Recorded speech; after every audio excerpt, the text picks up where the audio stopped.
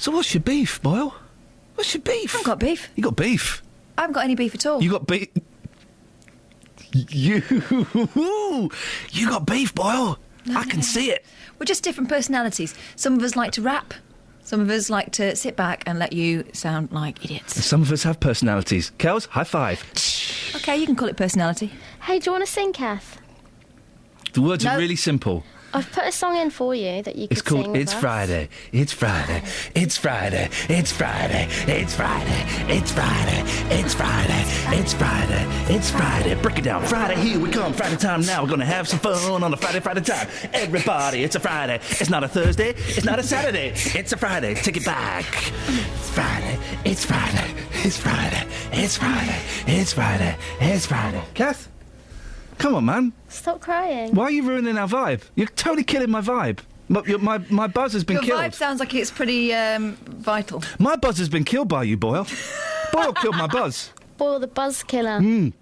Yeah. That's almost as bad as that the Beefy child buzz snatcher killer. from that film. You virtually snatched my child. If To be my honest, child were a buzz. he had a Cheat, point. cheat, bang, bang. He had a point. Yeah. He was performing a public service. We got 7 seconds left. It's Friday. It's Friday. It's Friday. It's Friday. Break it down. It's Friday time. Everybody have some fun. Going to listen to some songs and do some things. We're going to talk about local issues, including a man who feeds birds sausages. It's Friday. That bit's true. I know. That bit is actually true. Across beds, hearts and bucks. It's Friday. Stop it. C3 Counties Radio. Oh, man, I'm feeling so good. And I'm just about to write an email to a man saying I don't want his services anymore. Oh. Was it upstairs at For Goodness sakes. Come on, Boyle, lighten up. It's Friday. I do like this one. Okay. Quiet, everyone. Thank you. Nobody can tell you there's only one song worth singing. They may try and sell you, 'cause it hangs them up to see someone like you. But you've gotta make your own kind of music, sing your own special song, make your own kind of music, even if nobody else sings along.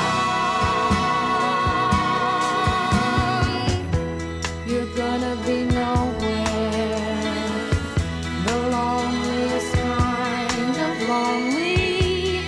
It may be rough going just to do your thing, the hardest thing to do. But you've gotta make your own kind of music, sing your own special song, make your own kind of music, even if nobody else sings along.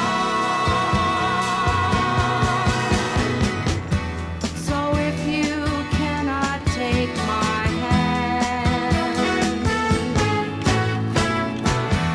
and if you must be going, I will understand.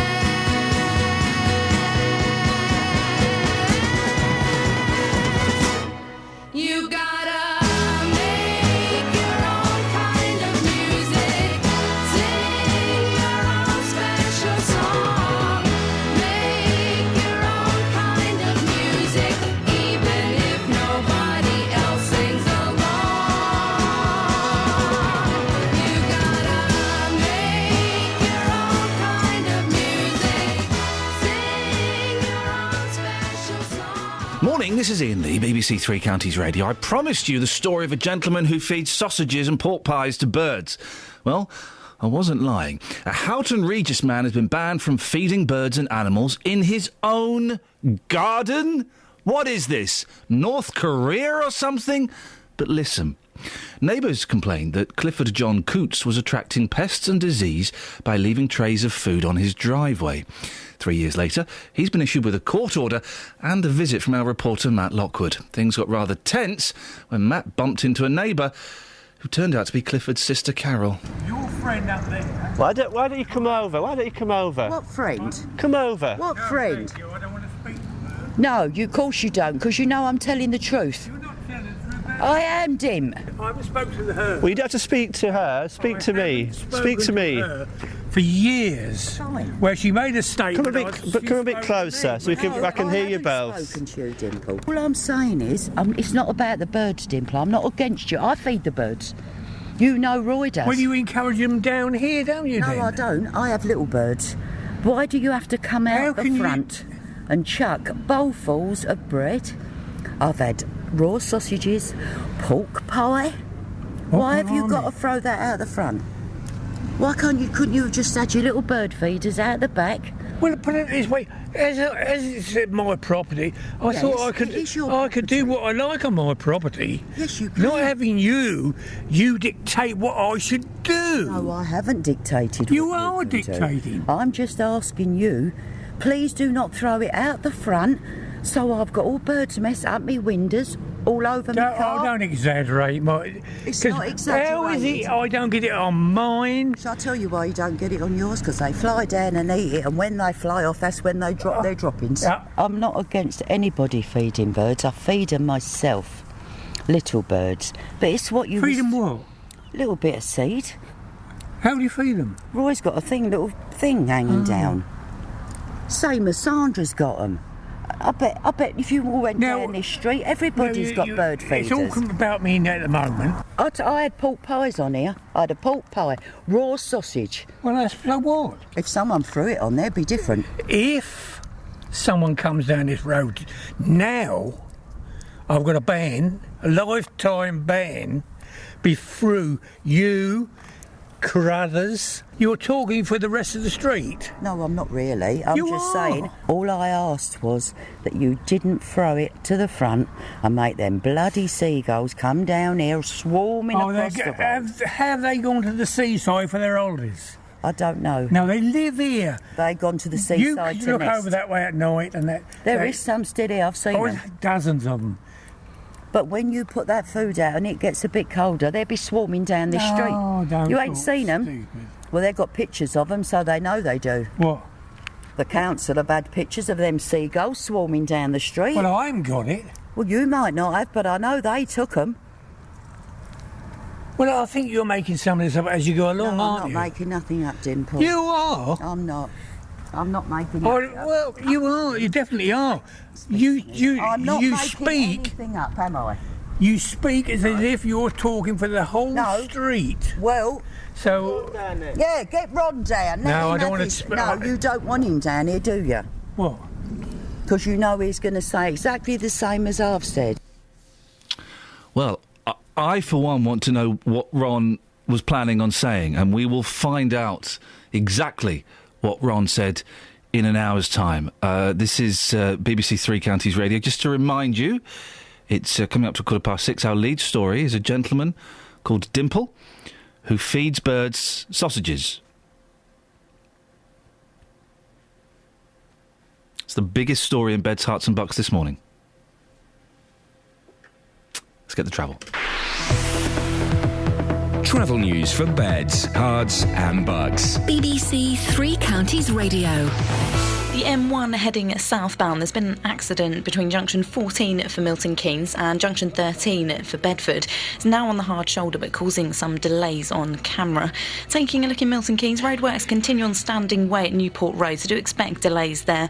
Also on the M1 Luton Spur in both directions between junction 10A for the Kidneywood roundabout and junction 10 for Luton Airport, often causing delays through the rush. There's no problems on the trains. Nicola Richards, BBC Three Counties Radio. Thanks very much.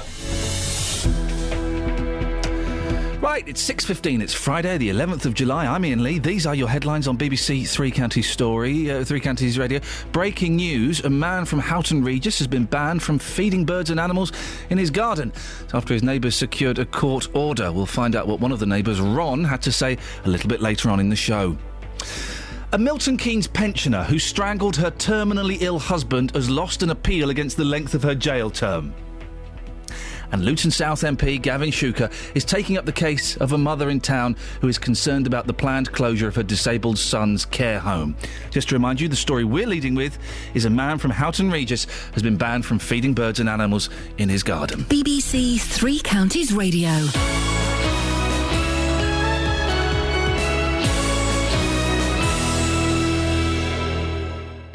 Glasgow, 2014. Scores to be settled. Every time I get up, that's the first thought in my mind. Bragging rights to be won. You're not ready for what we've got. You ain't trained hard enough. And they call this the friendly games. I'm going to walk through everyone. I'm ready. I'm ready. See you in Glasgow. The Commonwealth Games, coming soon across the BBC.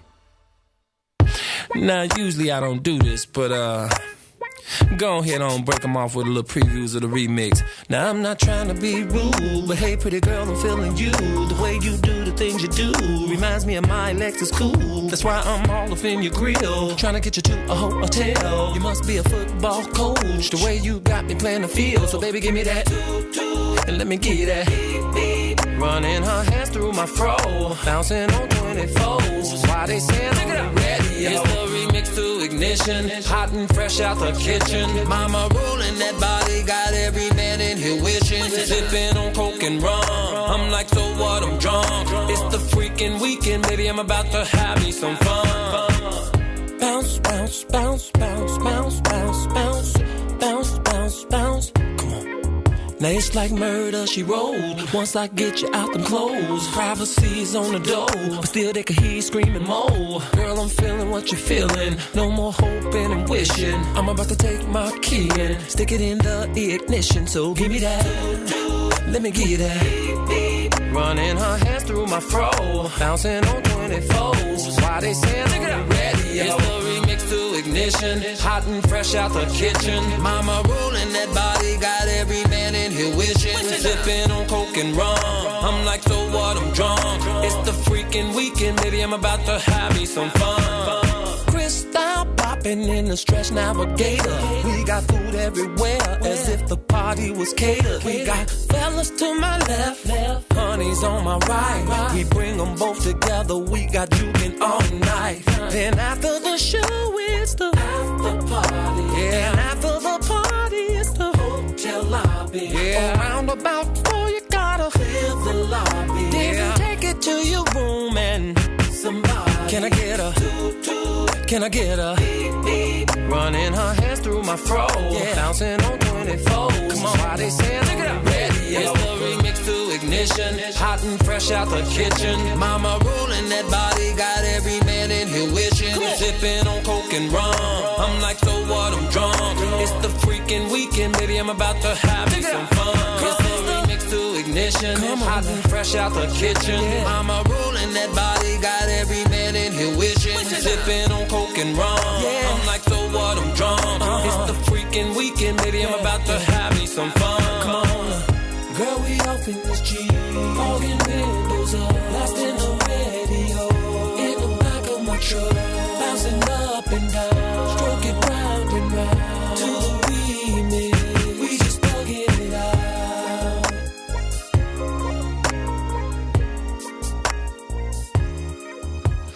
Morning, this is Iain, BBC Three Counties Radio. Now, council workers in Luton are complaining that they may have to pay £30 a month to park their cars. Proposals have been drawn up for consultation and the workforce are angry. Is there space already? Yes. Has it always been free? Yes. Is it in a town centre? No. So why? Well, Justin, you've been out speaking to people, haven't you? Yes, we're talking to council workers yesterday about this. It was something which pops up on the programme at various points yesterday. We spoke to the council workers. They really can't understand what is going on here. £30 a month to them on a low wage is a lot of money. So here's what workers had to say. I think it's disgusting that they're even asking us to pay to park our vehicles. We're amongst the lowest paid. I can't believe that they're even coming to us and asking us to fill their coffers, because that's what they're doing. It does seem strange, though, doesn't it? Because the parking facilities are here. What's the issue? We don't understand it ourselves. We're asking this question. If they had to go and build car parks for us to park in, different, completely different. But as you're saying, it's all here. The infrastructure is here. It has always been here, and it's part of, as I was led to believe, our terms and condition of employment. It was a place to park as we start early in the morning. I'm sure the public don't want us rolling out an hour or an hour and a half later and blocking up their roads with a bin lorry, because everybody wants us to empty their bins, but nobody wants us in their road at that time, which we understand. That's perfectly acceptable. So it's a silly idea, and it's not fair. it's £30 I can't afford, and I would have to think of another way of coming to work, either by bicycle or by motorbike if they provided motorbike parking spaces, or are they going to provide us with electric parking spaces, which at the moment in the town are free? Where's this come from, do you think? Because it does seem rather strange, because this is an industrial area here. We're not talking about a town centre with private car parks. This is owned by Luton Borough Council. Where do you think this idea has come from? Personally, I don't know. Apart from I heard that some members of the Luton Borough Council staff work in the town hall where they can't park for free, and there seems to be a gripe from someone up there that made the comment that we at the Kingsway Depot can park for free, but they work in the town hall and they can't park for free. Well, to me, it feels like we're basically having a pay cut on top of what they're trying to do already. So, I mean, can you see any justification for this at all? No, I see it as a money-making scheme for the council. I don't think it's been properly thought through and how it's going to be implemented. So. I think it's going to cause nothing but problems. People very angry there, Just. Absolutely. I mean, this is Luton Borough Council's central depot. It's in Portland Court, as I mentioned in that piece there, nowhere near the town centre at all.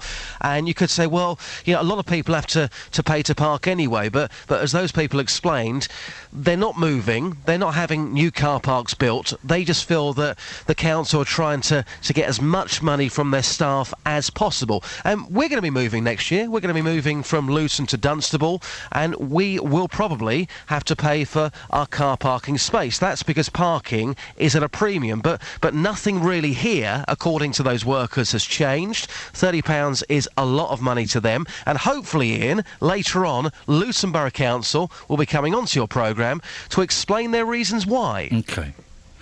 £30 a month. It doesn't sound like a massive amount, and I'm sure... And let's put this... I'll tell you what, actually, because I don't know. I'm doing all right. I could afford £30 a month. I'm sure some of these people would find that harder to swallow. Can we put this out there to you, dear listener? £30 a month parking. What do you think? Does that sound excessive? It's £1 a day. 08459 455 555. In my head, that kind of sounds all right, but I spent a lot of time driving and parking in London where you could spend £30 a day on parking. So I don't know. 08459 455 555. I think people will have sympathy because the situation hasn't really changed. Again, if they were moving to a new location, £30 a month, guys, sorry, but we're moving and you're going to have to pay now. People will probably understand that, but I think people, I'm sure, will have sympathy for these workers. Everyone yesterday wanted to talk about this because the situation for them, their circumstances, hasn't changed at all, but the council, they want money out of their staff for what those people see as nothing. Justin, thank you very much. Speak to you later.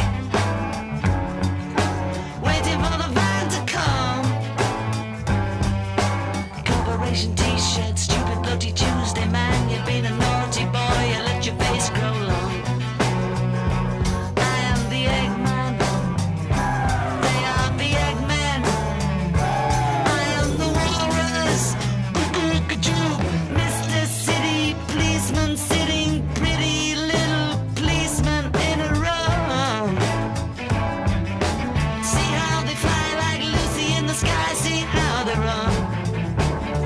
I'm crying.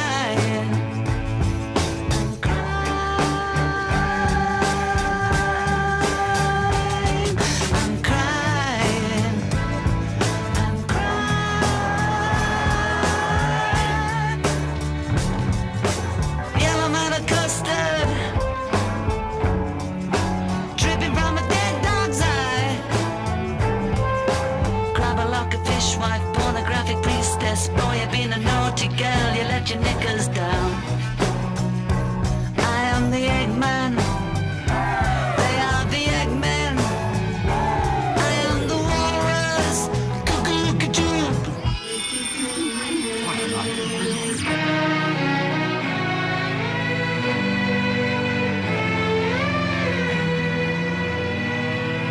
Sitting in an English garden, waiting for the sun.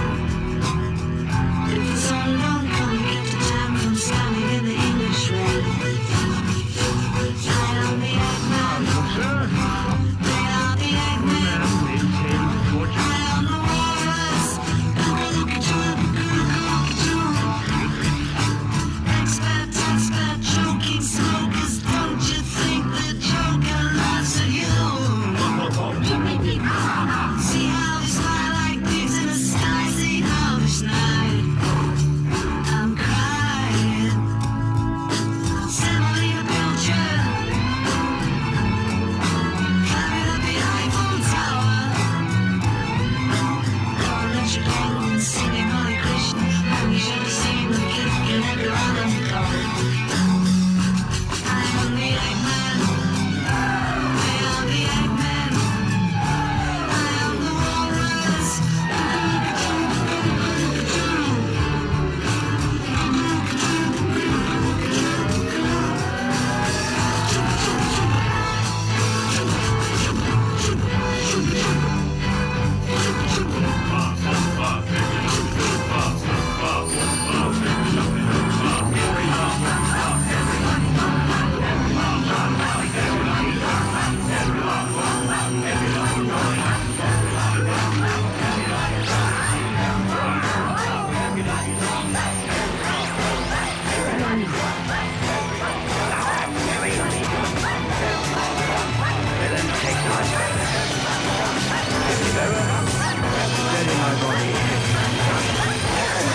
The letters are so fine stuff like Beatle, Edmund Earl keep your mouth upon the British people. Oh,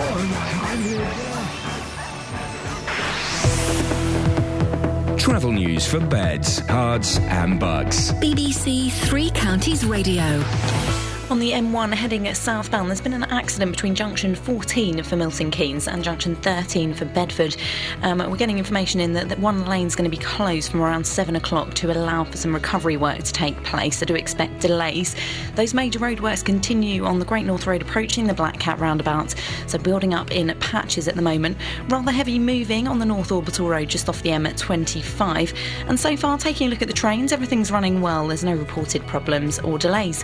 Nicola Richards, BBC Three Counties Radio. Across beds, hearts and bugs. This is BBC Three Counties Radio.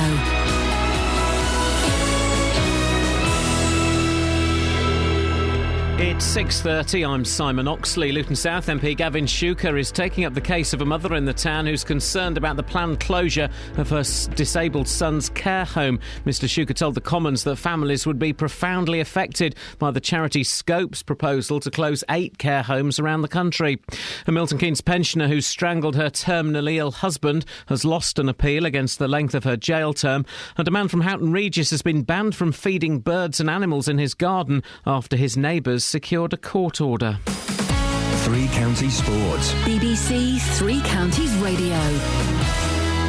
The pressure is increasing on England cricket captain Alistair Cook after he was out for just 5 against India at Trent Bridge. England will resume on 43 for 1 this morning after a record last wicket stand helped the tourists to 457. Former England opener Geoffrey Boycott says Cook's form could put his place in doubt. If he gets a second not here and gets a second failure without getting any runs, the selectors in here have a problem. Do you go on playing Test match cricket or do you go back to county cricket and get some runs? I mean, his career's not finished. He's just in very, very poor form, but there is a point where you say, hey, you know, I need you to go back and get some runs because he needs time in the middle and then he needs runs against his name and the confidence goes up when you start to play. At the moment, he can't play because he's out before he gets in. Brazilian striker Neymar says the challenge that ended his World Cup was just 2 centimetres away from leaving him paralysed. Meanwhile, Arsenal have signed the Barcelona and Chile striker Alexis Sanchez for around £35 million. Luton lost 2-0 to a Portuguese second division side in a training game at their Portugal training camp. Wycombe beat Maidenhead 3-0 in a behind closed doors friendly with goals from Sam Wood, Paris Cowan Hall and a trialist striker. The pre-season friendlies continue tomorrow with Stevenage at home to West Ham with a 3:00 kick-off at the Lamex Stadium. Wycombe go to Cheshunt with a 1:00 kick-off. Watford continue their friendlies on their pre-season trip to Austria. A course record 7 under par 64 from Rory McIlroy has given him a one-shot lead after the first round of the Scottish Open. Buckinghamshire duo Luke Donald and Tyrrell Hatton carded 67 and 69 respectively, and Hertfordshire's Tom Lewis carded a 70 after his first ever hole-in-one. It was nice, I felt like the last couple of months my hole-in-one was coming my way. It's my first hole-in-one ever, so it's good fun to do it at Royal Aberdeen, where I've obviously had history here with the Walker Cup. So it was a nice shot, just pushed it slightly off the tee and perfectly the wind just drifted it into the hole. BBC Three Counties News and Sport. The next full bulletin is at 7. Call 08459 455 555. BBC Three Counties Radio. After it's all been said, the music's spinning in our head. Can't forget the feeling of the magic of that summer in love. Ooh, I wanna take you there. Do you wanna turn back the pages? Memories and photographs. The world has changed, and yet the game is still the same. Isn't it time we dance the night away? How about doing it just like yesterday? Every time I think of you, all of those things we used to do. Remember those nights we spent just you and I? Little did we know how the time would fly. Isn't it time? Isn't it time? Whoa. The good times never have to end, and now's the time to let them happen again. We can have ourselves a blast. Good times, they aren't only in the past. Isn't it time we dance the night away? How about doing it just like yesterday? And every time I dream of you and all of those things we wanna do. Remember those nights we spent just you and I? Little did we know how the time would fly. Isn't it time? Isn't it time? And as the sun goes down, another day is behind us. We'll spend the night time together. Isn't it time? Isn't it time? Isn't it time to be loved? Isn't it time we dance the night away? How about doing it just like yesterday? And every time I dream of you and all of those things we wanna do. Remember those nights we spent just you and I? Little did we know how the time would fly. Isn't it time? Isn't it time? Isn't it time we dance the night away? How about doing it just like yesterday? And every time I dream of you and all of those things we wanna do. So there were 2 versions of the Beach Boys playing in Britain at the same time. How does that happen? How does that happen? And how come I was at neither of them? That's because one of the versions is rubbish and the other version was playing miles away. Apart from that, why wasn't I there? Well, because of that. There's loads of stories in the papers today about some old woman touching another man's chest. I know, exciting, huh? The front page of The Sun. You've got my son's heart. A shocked mum told last night how a sixth sense, made her... Oh, here's something. I got followed by a psychic on Twitter. She called, like, Psychic Sharon or something. And I said, hey, thanks for the follow. Can you do something psychic? And all she did, that wasn't particularly psychic, was went, a non-believer, smiley face. Yeah, OK, that's not psychic. It's kind of obvious I'm a non-believer. Do something psychic. Ah... No. Well, then you're not psychic. You're just a woman. I might tweet her again in a minute, actually, and say, come on, love. Pull your finger out and do something psychic. She might know that you're going to do that. Reference. Hey, you you're doing my bits before me. I know. I think of becoming you. What else shall we say? Anyway, Frida Carter saw transplant patient Scott Rutherford and knew immediately he'd been saved by her organ donor son, John, 33. Full story, page 4 and 5. Well, let's go to page 4 and 5 to find out the full details. I put a hand on Scott's chest and felt my John's heart beating. But then it turns out that she knew his name. So that kind of takes the sixth sense mystery away a little bit. She knew what his name was. The retired carer said, I saw Scott's name on the order of service and I knew he was special. Then when I saw him walk to the front of the church, I became hysterical. Call it sixth sense or mother's instinct, but I just knew. I turned to my husband and said, he's got our John's heart. This was a do for, like, people who'd had transplant people. I think that's what they're called. I couldn't breathe and started making a scene. My husband said Scott was a really common name. So they knew what the name was. So, uela psychic skills there, man. That's not psychic skills. That's just reading someone's name. I haven't had sex in 5 years because my boobs are too big. That's a story. Pain of having one of the UK's biggest natural busts. Ouch. Pretty Enola Brown. I mean, OK. Has breasts that men adore, but they are so big they are ruining her life. The 31-year-old, whose all-natural 34 double L chest has not stopped growing since she was 13, is so self-conscious she even refuses to be... Oh, dearie me. Then the Sun, to make the most of this story, have decided to put pictures of other women with big boobs, including the world's largest... that belonged to Annie Hawkins Turner. She's an American, of course.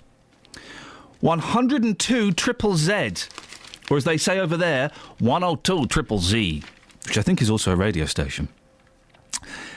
Those are quite big. Those are quite big bazumbas, aren't they? Aren't they? And there's another story. The Sun is full of it today. Full of it today. I said, Little Prince XS. That doesn't quite work. Little Prince XS. Mum buys makeover. A mum spent £1,000 on her 11-year-old daughter's primary school prom. Now, when I first read this, you kind of think, oh, that's disgusting. Oh, that is horrible. And then I thought, actually, do you know what? If she can afford it, good for her. Well done. I mean, the kid looks awful. The kid looks like about 15 in it, which is not particularly appropriate. She's 11. A mum spent £1,000 on her 11-year-old daughter's primary school prom. Dinner lady, Amy Woolley, 36, took on extra work as a factory cleaner to pay for the dream day. Well, hang on a second. Suddenly this is a story not of excess, but of inspiration and setting a good example, isn't it? She bought Beth a £200 princess dress, matching blue shoes and bag, and paid £440 for the limos and a beautician. Well, a beautician maybe is a little bit inappropriate.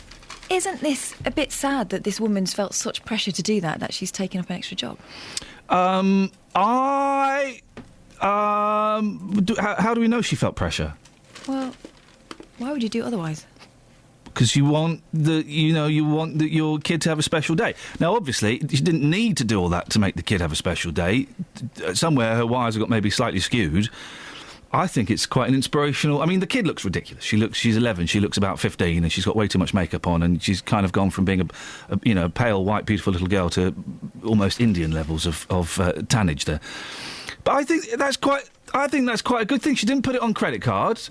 She didn't go to Wonga or anything like that. She said, right, we're going to pay for this and I'm going to get another job to pay for it. I think that's quite inspirational.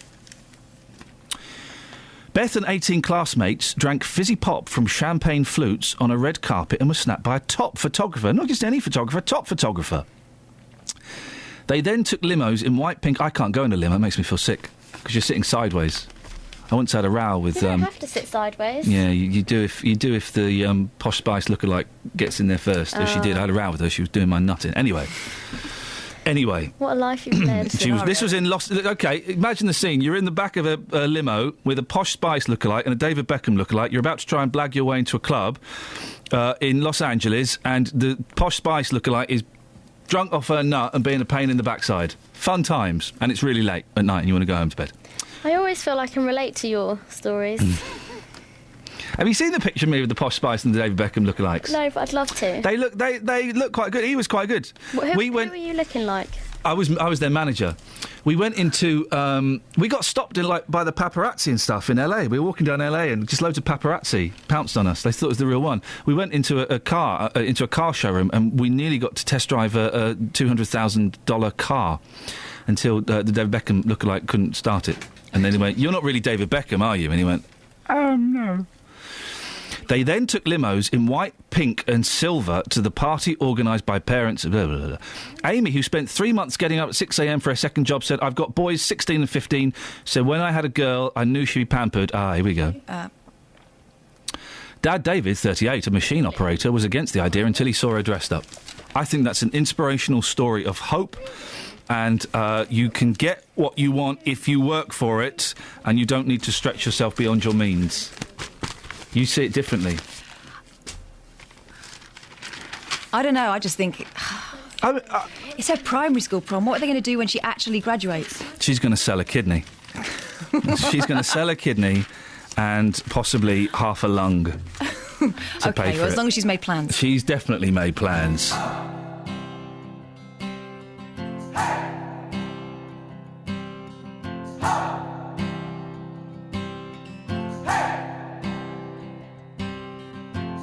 I've been trying to do it right. I've been living a lonely life. I've been sleeping here instead. I've been sleeping in my bed. I've been sleeping in my bed.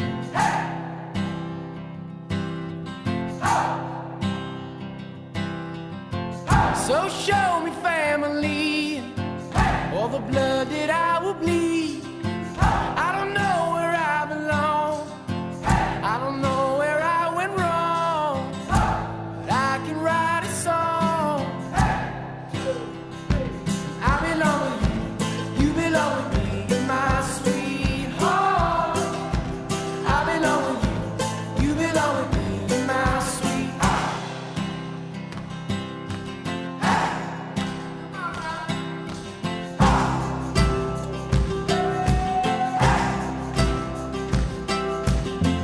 I don't think you're right for him. Think of what it might have been if you took a bus to Chinatown. I'd be standing on Canal and Bowery. She'd be standing next to me. I belong with you, you belong with me, you're my sweetheart.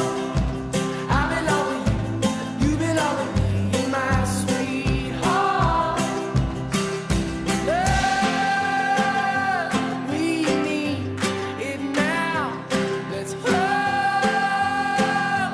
hold for some. So we're bleeding now. I belong with you, you belong with me, you're my sweetheart. I belong with you, you belong with me, you're my sweetheart.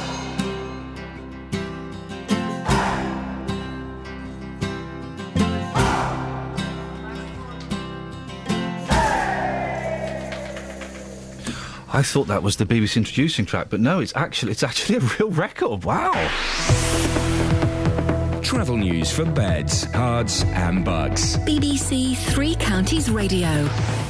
The M1 heading southbound. There's been an accident between junction 14 for Milton Keynes and junction 13 for Bedford. Expecting one lane to be closed from around 7 o'clock this morning to allow some recovery work that's going to be taking place. So do expect delays.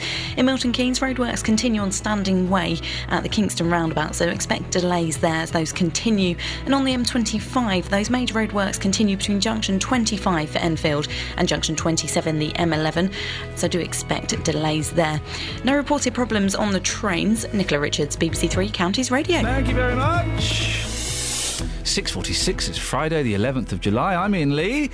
These are your headlines on BBC Three Counties Radio. A Bedfordshire MP says families will be profoundly affected by a charity's proposal to close care homes. Luton South MP Gavin Shuker has highlighted the case of a woman in the town whose disabled son attends one of 8 scope care homes facing closure. A Milton Keynes pensioner who strangled her terminally ill husband has lost an appeal against the length of her jail term.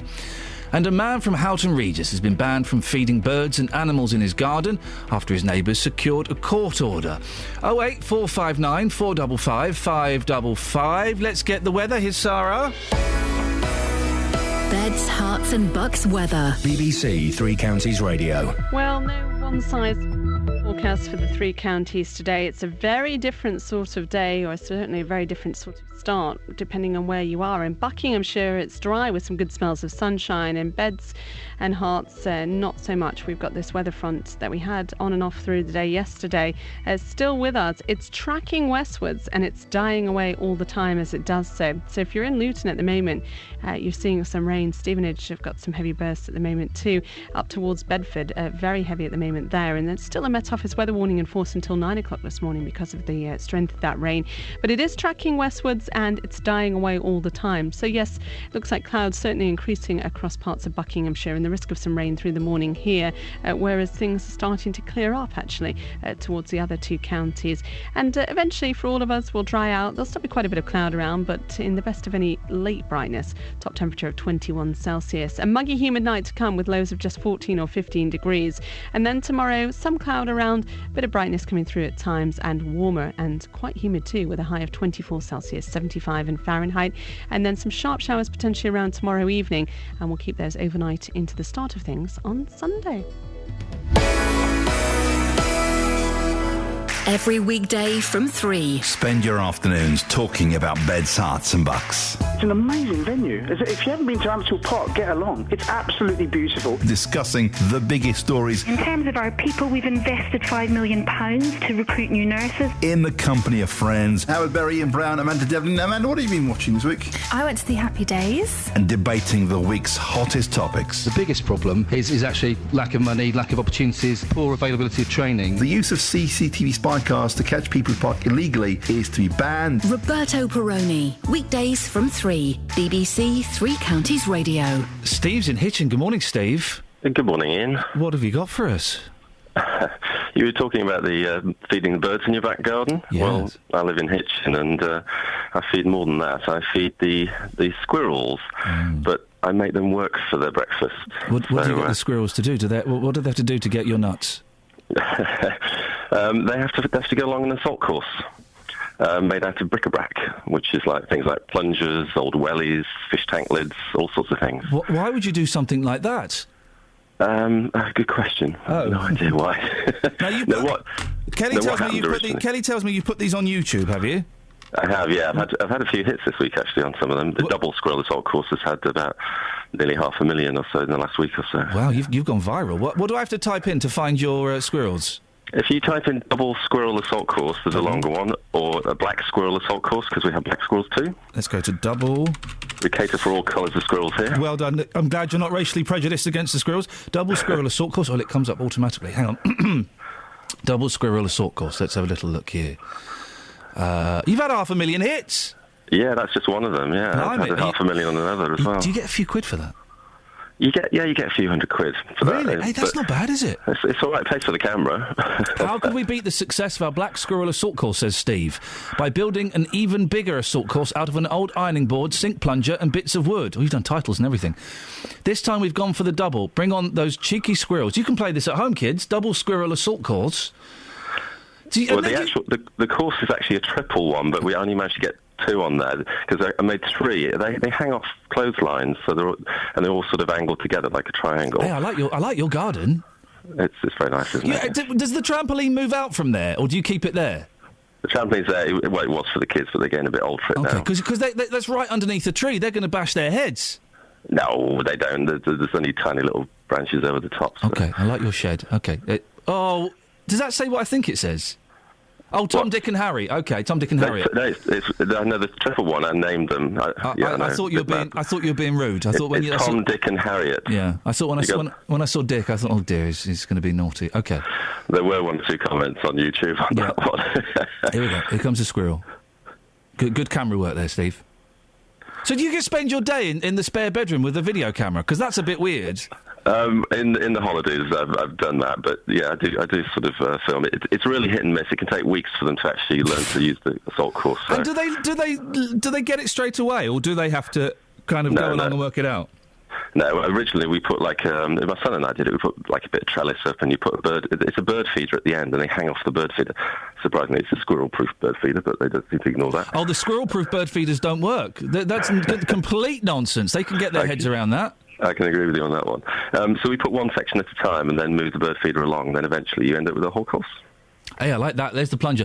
Steve, do you have a job? Do you have a life, or is this it? No, I am a teacher, and I tend to do this during the summer holidays. But well, good for you. More people should have. Oh, here comes the other one. Here comes Harriet. Look, more people should have hobbies like this. Although squirrel are vermin, though. I'm not quite sure why you'd want to encourage them. They're absolutely lovely. We sit in our conservatory, and it's just magical watching them just climb along the obstacle course. It's not harming them anyway. They're still wild. I don't feed them by hand or anything. And when they're hanging off the bird feeder at the end, they've got their breakfast, so they're happy. Have you got any nasty comments? Most of them, no. Because some of them, sometimes on YouTube, as I've discovered, people can be quite rude, can't they? The only one I did have, because I've had quite a lot of interest from America, they seem to think I sound a bit like Benedict Cumberbatch on my commentary. They like the commentary, and one of the TV channels that wanted to use a clip. Turned out it was like a shooting and fishing channel, and so I had to reply and say, "I'm sorry, but you're more likely to kill my squirrels than actually, sort of more British than fish and chips." It says. Yeah.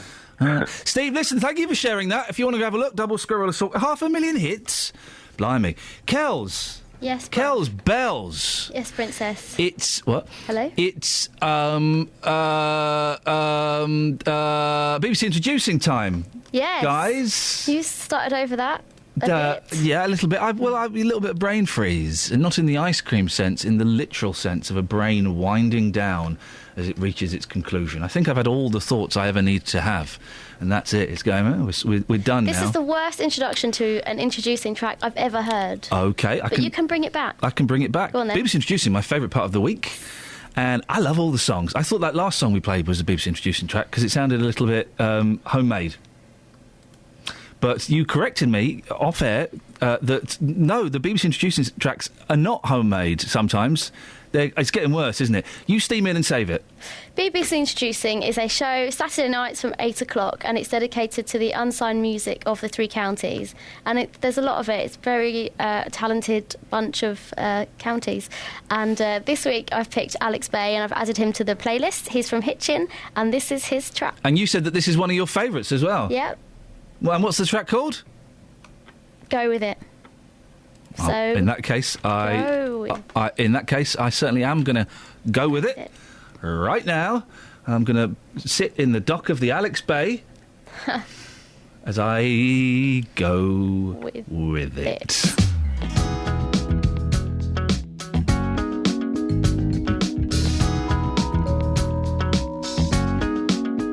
I've been searching, figuring out how to find a way to you. And I've been thinking about all the little things you do. And I can make it happen if I try. if I try.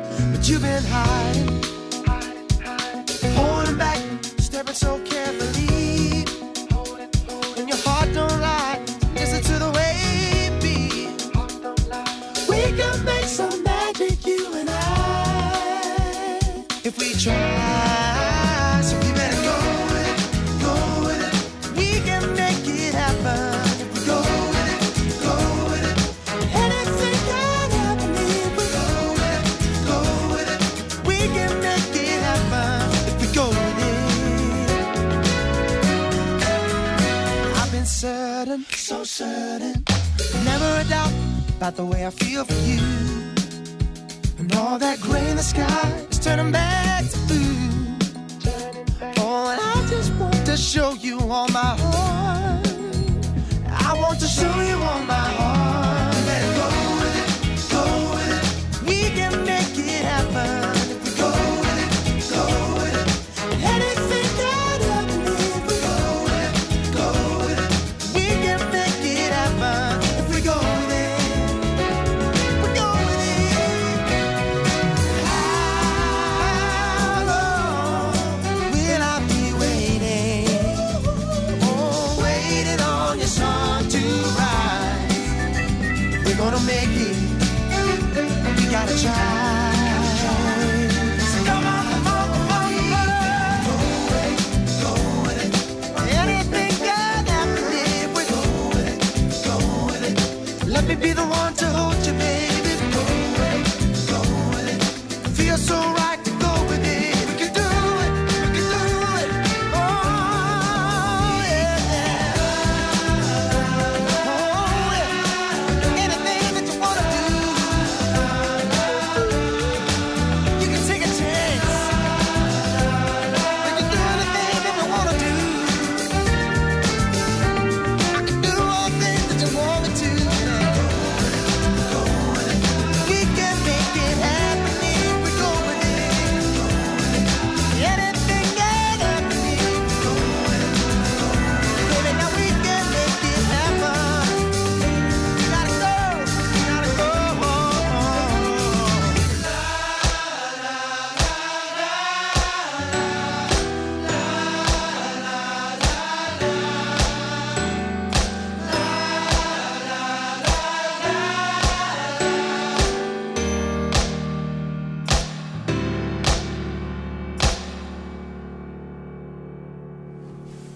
Is he finished? I thought that was all right. Is he finished? I think he's finished. It was good. He'd worked hard on it. It's nice. I like that. He's put a lot of what I would call production values in there. I can hear that. I could hear Ken Bruce coming off the back of Alex Bay. More so than that Hey Ho song. Yeah, that Hey Ho song was awful. That was awful. I can hear Ken Bruce going into Alex Bay and then coming off his back. I can hear that all happening perfectly. Alex Bay, go with it. If you want to hear more BBC introducing, then that's great. That's great, and I wish you the best of luck with that. Travel news for beds, cards, and bugs. BBC Three Counties Radio. On the M1 heading southbound, still waiting for recovery work to take place between junction 14 for Milton Keynes and junction 13 for Bedford. Now expecting to close one lane from around 7 o'clock this morning, so do expect delays there. Starting to build up a bit on the Great North Road, heading towards the Black Cat roundabout as those major roadworks are continuing there, often causing delays through the rush. The M25 heading anti-clockwise, very slow moving around junction 20 for Kings Langley, and slow moving on the Barnet bypass heading southbound between Stirling Corner and Mill Hill Circus. No reported problems on the trains. Nicola Richards, BBC Three Counties Radio. Nicola, what the hell is going on in the background there? Oh, loads of drama. It's really noisy. Tell them to shut up. So busy. Say, look, I'm doing the travel. Shut up. Are you at home or something? Yeah, just doing it from my bed, really. No, Nicola, please, for goodness sakes. Come on now, we've got old people listening. They don't need that image in their heads. Local and vocal across beds, hearts and bucks. This is BBC Three Counties Radio.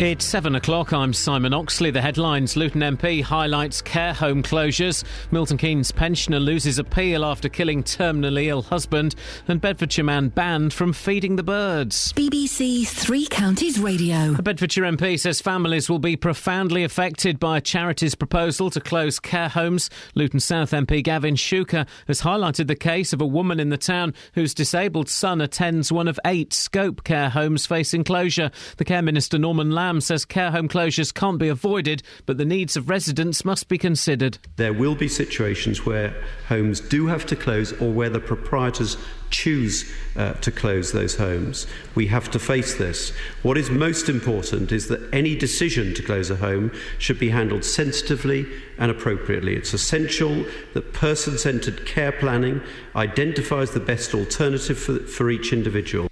A Milton Keynes pensioner who strangled her terminally ill husband has lost an appeal against the length of her jail term. 76-year-old Sheila Samford from Bancroft Park insisted that she killed her 83-year-old husband John out of mercy because he had just 6 months to live. She was jailed for life with a minimum of 9 years in February after she admitted murder. That sentence has been upheld by 3 senior judges at London's appeal court who said it was not excessive. The government has been accused of leaving the taxpayer out of pocket by as much as £1 billion because it partially sold Royal Mail too cheaply. MPs on the Business Select Committee claim ministers underestimated the demand for shares. The government insists their views are based on hindsight. A man from Houghton Regis has been banned from feeding birds and animals in his garden after his neighbours secured a court order. They claim Clifford John Coots left trays of bread, pork pies and raw sausages in front of his garage on Dunstable Road. Mr Coots claims they're exaggerating, but neighbour Ron Carruthers says he's gone too far. Everybody up here feeds birds, but we don't throw out sausages, raw meat. We've had rats up here. We get the foxes here at night. His attitude is, I can do what I like on my property. Now, whether that means he can carry on, I mean, he's looking for a sympathy vote. Hundreds of thousands more patients could be considered for weight loss surgery on the NHS as part of plans to tackle type 2 diabetes. The National Institute of Health and Care Excellence, or NICE, believes that making more people eligible for a gastric band or bypass would reduce debilitating complications associated with the disease. Work on the first solar farm in central Bedfordshire starts today. The 11-hectare site will generate enough electricity to power 1,500 homes in Caddington. The solar farm is expected to start generating electricity from September. In sport, the pressure is increasing on England cricket captain Alistair Cook after he was out for just 5 against India at Trent Bridge. England will resume on 43 for 1 this morning after a record last-wicket stand helped the tourists to 457. The weather, a cloudy and damp start with outbreaks of rain continuing. Drier and brighter this afternoon, a maximum temperature 21 degrees Celsius. And you can get the latest news and sport online at bbc.co.uk/3 counties. BBC Three Counties Radio's big tour of beds, hearts and bucks. It's a great community. A lot of green spaces for kids to play. And all this week we're featuring Fishermead. I like it when I see people looking after it, see them develop in the parks for the little uns. It's all about where you live. I've lived in Fishermead since '79. Yeah, the community spirit's good and alive and kicking. There's a lot of good people here. The big tour of beds, hearts and bucks. BBC Three Counties Radio. Morning, this is Iain Lee, BBC Three Counties Radio. It's Friday, sing hosannas. Oh, that, it's the 11th of July. When did that happen, man? Lots coming up on the show today, including closure of care homes. Council workers are asked to pay £30 a month parking. And a bloke who feeds birds pork pies and sausages. He's upset the neighbours. If you want to give me a call, 08459 455 555. Across beds, hearts and bucks. This is BBC Three Counties Radio. We'll be talking about the parking in a little bit. So council workers who have had free parking for, 10 years or something, now have to pay £30 a month. That will eat into their wages, of course it would. Part of me is struggling to get excited at the thought of £30 a month. I kind of think that's sort of getting away a bit lucky, isn't it? I don't know. Have I got this completely wrong? Does £30 a month parking up from nothing, from zero. Does that seem excessive to you? We got someone from Luton Borough Council coming in. What? A little bit later on. I'd be kind of keen to get your thoughts before he comes in, because I don't quite know how to pitch this. Does £30 a month parking sound excessive to you, or about right? 08459 455 555 is the telephone number. Now, a Luton mum is speaking out against plans to close her son's care home. Grace Holmes' son, Robert, lives at Hampton House in Northamptonshire.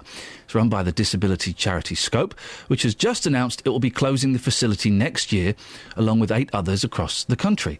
Well, Grace is on the line now. Morning, Grace. Good morning. Grace, tell me about your son. How old is he, and why is he in a care home? Robert's got cerebral palsy, severely handicapped, but not mentally.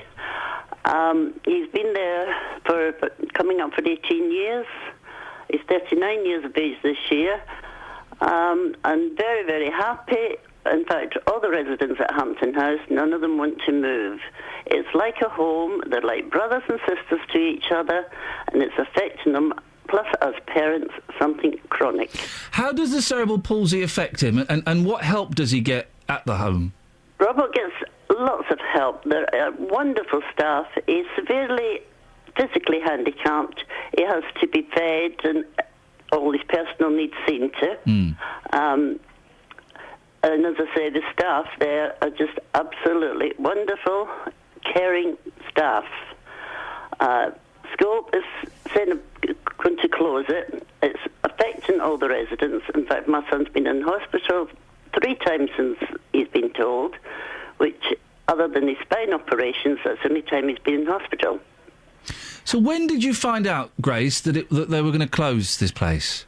The decision was last October, and it's supposed to close in June next year. With no Scope are not offering them anything, and Scope are saying that they've got a choice, but they haven't got a choice. To me, Scope doesn't care. I feel as if they're just saying they've passed the sell-by date, and that's it. So why are they? What excuse are they giving for closing? They're saying that the building needs updating. I think it's about 3 years ago there was a plan taken out by Scope to revamp Hampton House, which never occurred. It never happened. All right, it does need a bit of work doing to it, but it's not. They also said 50-year-old buildings. Hampton House is only 39 years old. Some of the residents have been there over 30 years. One chap's been there since it opened, and it is affecting all of the staff there and as parents something terrible. So does it come down to money, Grace, that they say they haven't got the money to do the work? That is one thing they won't admit. No. That's one thing they won't admit. So what are they saying then? Because if it just needs some work, and if they can afford to do it, then why won't they do it? Well, your guess is as good as mine. They have already closed 3. On total, they're closing 11. I mean, Scope is supposed to be for cerebral palsy. But they've got no thought whatsoever on what's happening to the residents at these homes. And they've got such wonderful staff, and talking to other ones, they feel all the same that the staff are wonderful in these homes. They do care, except for Scope. And well, listen, Grace, we're going to be speaking to Scope a little bit later on. What would you like to say to them, and what would you like to ask them? I would like to ask them, can they sleep at night? Because the residents and the parents can't sleep at night on what they're doing. I think it's absolutely disgusting what they're doing. We have had meetings with them, which have been a waste of time, because you don't get a direct answer from them. We're supposed to be having another meeting in September with them. But whether anything will happen there or we'll get straight answers there, your guess is as good as mine. You've got 11 months, Grace, to find somewhere else for Robert to move to. We have looked at one in Wellingborough, which would have meant that it was little flats in a building. Now, Robert would have been stuck in this little flat. They say 24/7 care, but he wouldn't have seen anybody till somebody passed by or somebody came in. He would be stuck there in his own. Robert can't move from A to B by himself. He you know... There are... no, don't listen, Grace. I can understand why this is very upsetting. He's your little boy, of course, and you want the best for him. I say little boy, I know he's a 39-year-old man, but he's always your little boy, isn't he? He's my darling. Of course he is, of course he is. My mum still calls me her brave little soldier, and I'm 41 years old, and she says it in front of people. Can you imagine the embarrassment? Well, my mother used to call me her baby because I was the youngest in the family. You see, that, and your children always will be your babies. There are other places available, though, aren't they, Grace? Not to the extent of really? what he's got now. Okay. I mean, he could end up in an old people's home. Who wants that? Yeah. Who wants that? Yeah, that would be inappropriate. And you say he's very upset about it, is he? He's very upset. Every member of the Hampton House are upset. All the residents are upset. I mean, I felt that when something happens to me, I was happy because I knew Robert would have been well looked after. But what's going to happen to him when I'm not here? Grace, listen, A, you're going to be around for a long time yet, so don't worry too much about that. And B, I'm sure that this... I'm 78 years of age, dear. Yeah, you sound fitter than I do, love. I'm 78. I bet you're still quite sprightly. I was until a couple of years ago when I had a hip replacement. I had a fall. Oh, dear. That's put years on You've been through the wars, haven't you? Yes, dear. Grace, listen, we're going to speak to Scope later on, and we're also going to speak to Gavin Shuker, the MP, who I know has been very supportive. Gavin, did you see the Parliament yesterday? I didn't see it, but I've heard it. I've heard the recording of it, yeah. He's good, isn't he? He's excellent. He is excellent. And Don't say it too much, you'll get a big head. Don't say it too much, Grace. Gavin will get a big head. No, he deserves it. Yeah. I watched on telly yesterday because unfortunately I'd spent 4 days and 4 nights in hospital last week with Robert.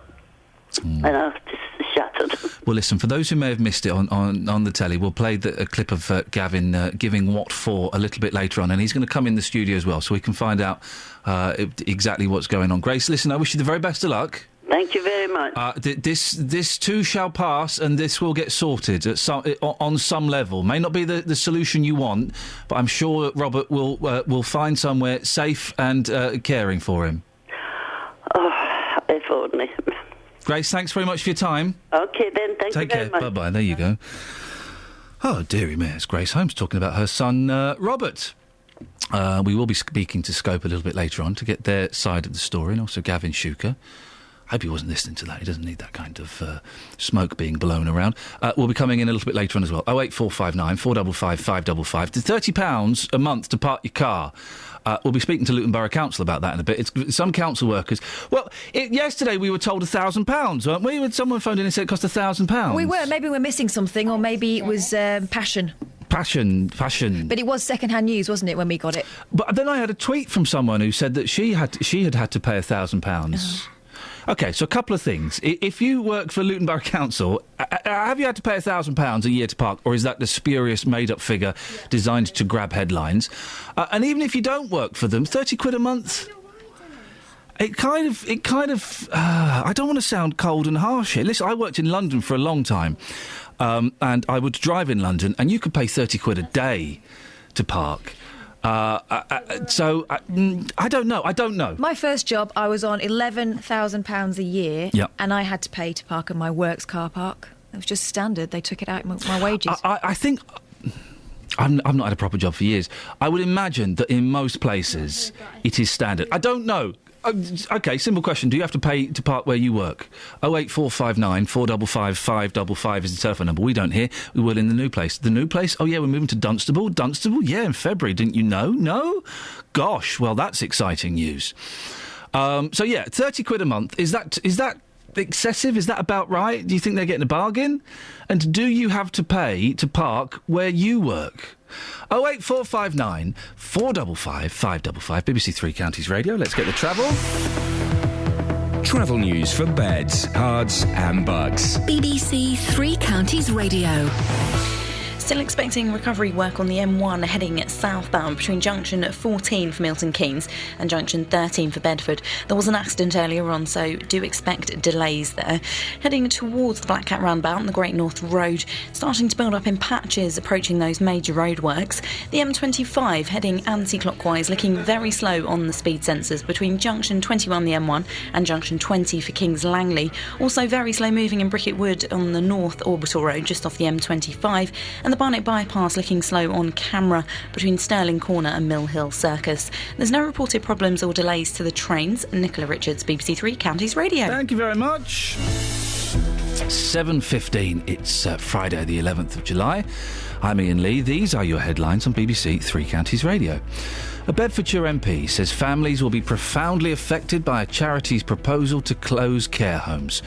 Luton South MP Gavin Shuker has highlighted the case of Grace Holmes, whose disabled son attends one of 8 Scope care homes facing closure. A Milton Keynes pensioner who strangled her terminally ill husband has lost an appeal against the length of her jail term. And a man from Houghton Regis has been banned from feeding birds and animals in his garden after his neighbours secured a court order. BBC Three Counties Radio.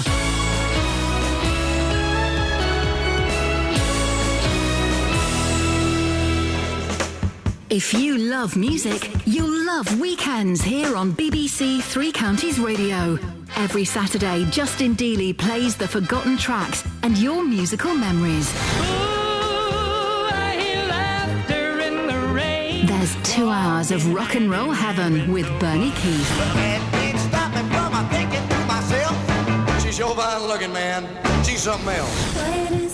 BBC Introducing brings you local unsigned acts. You cut your teeth on the like of uncertain. There's a rhythm in your heart. And the late Paul Barnes plays fabulous tunes to ease you into Sunday morning. The continental Love music, love Saturdays on BBC Three Counties Radio.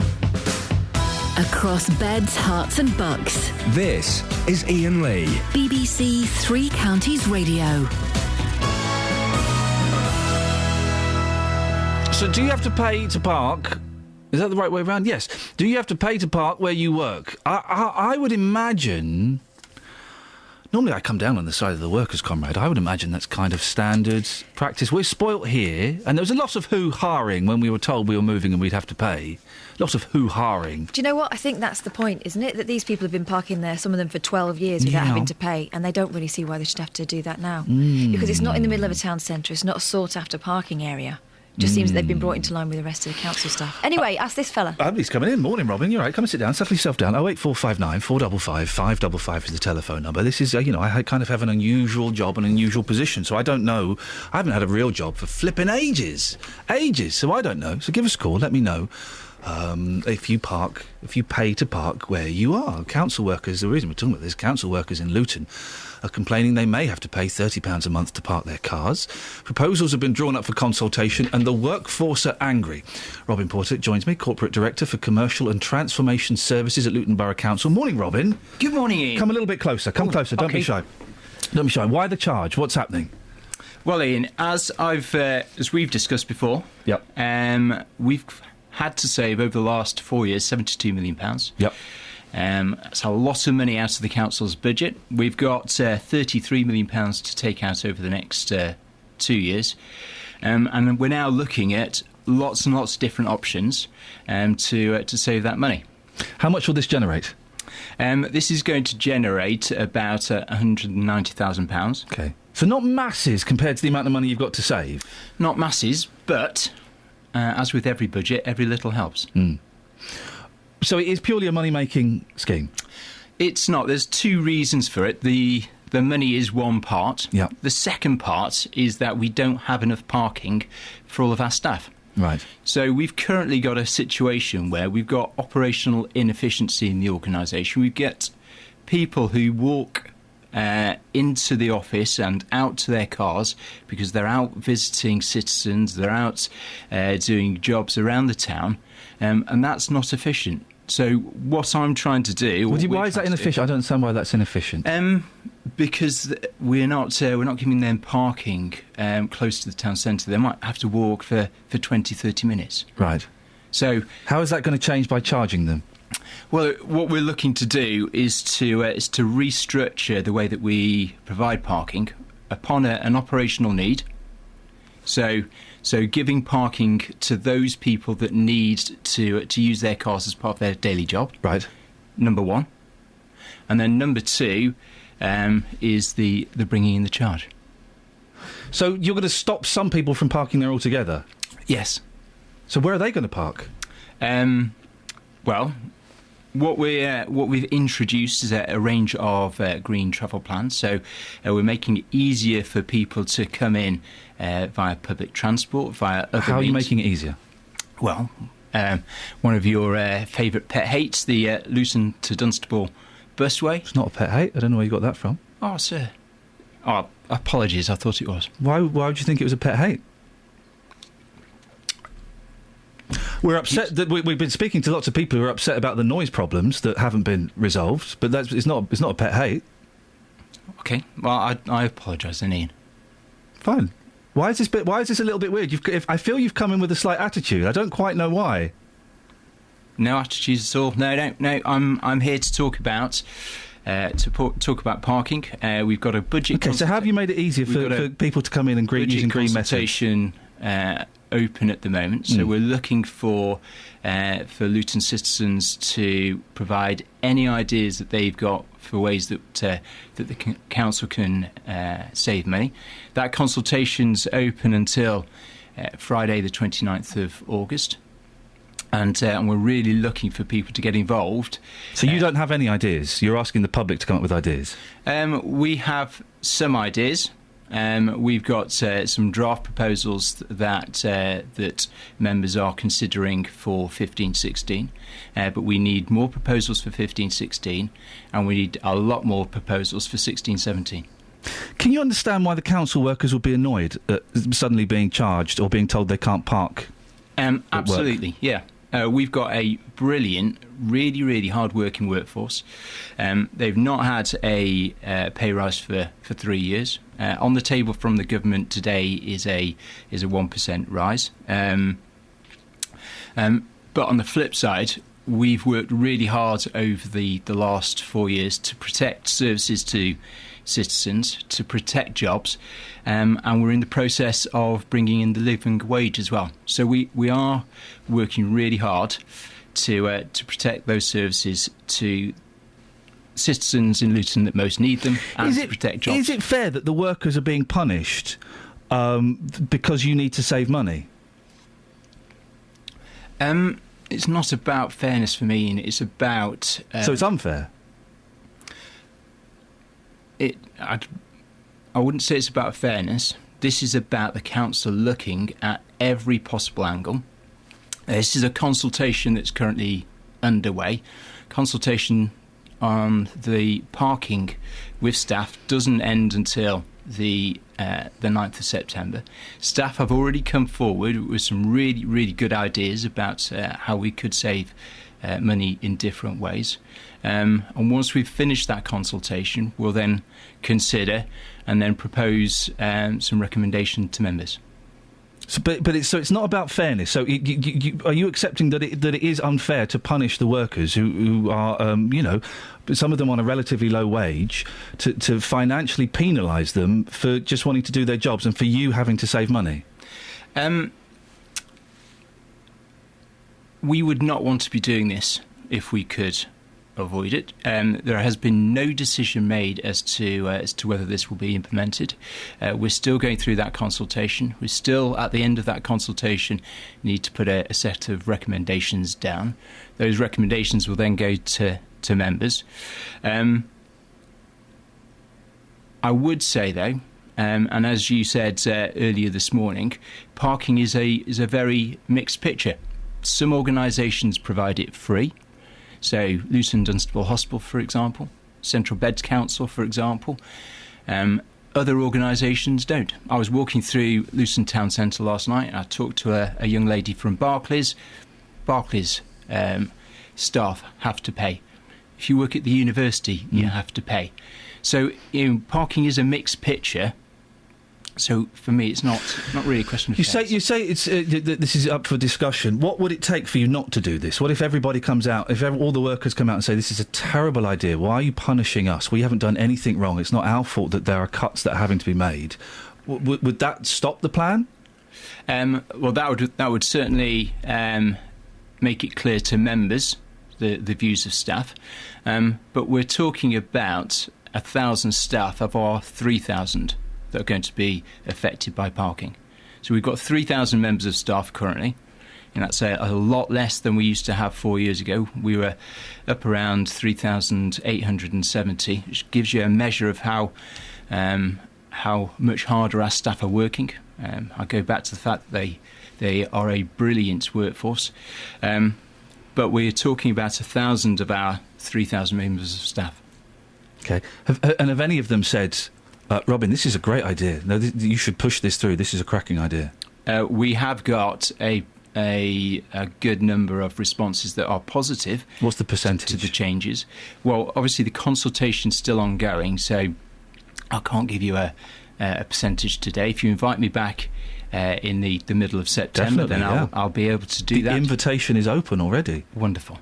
Don't think we have a beef with the busway at all. We like the busway. We like the principle. We don't like the idiots that drive up it, and the fact that some of the neighbours are upset by the noise. We have no beef with the busway at all. So get that notion out of your head, Robin. That's good. Robin, nice to see you. Thank you very much for coming in. 08459 455 555. Across beds, hearts and bucks. This is Iain Lee. BBC Three Counties Radio.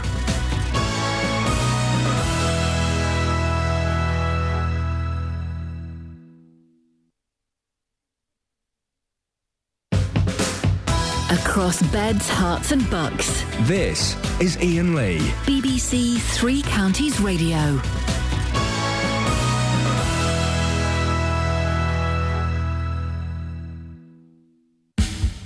On FM, AM, online and digital radio. This is Iain Lee. On BBC Three Counties Radio.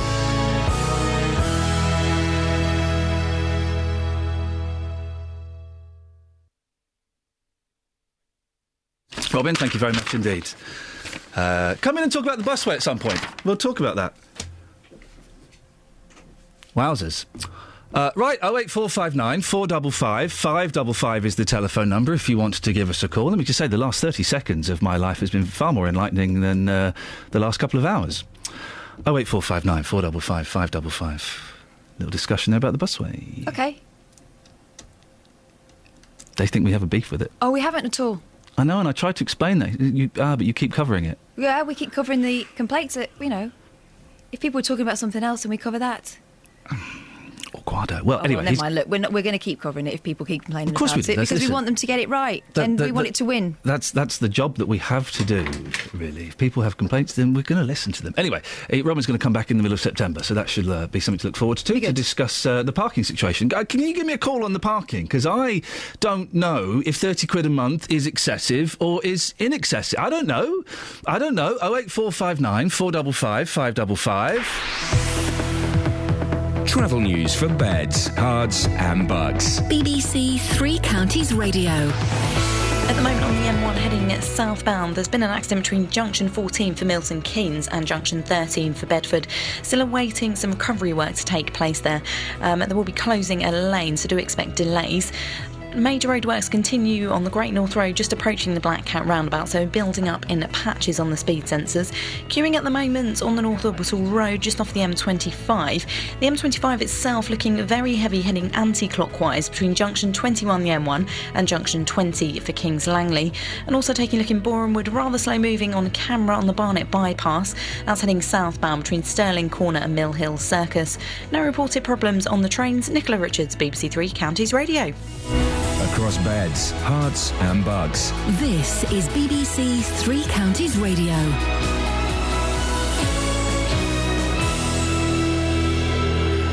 It's 7:30. I'm Simon Oxley. A Bedfordshire MP says families will be profoundly affected by a charity's proposal to close care homes. Luton South MP Gavin Shuker has highlighted the case of Grace Holmes, whose disabled son attends one of 8 Scope care homes facing closure. A Milton Keynes pensioner who strangled her terminally ill husband has lost an appeal against the length of her jail term. And a man from Houghton Regis has been banned from feeding birds and animals in his garden after his neighbours secured a court order. Three Counties Sports. BBC Three Counties Radio.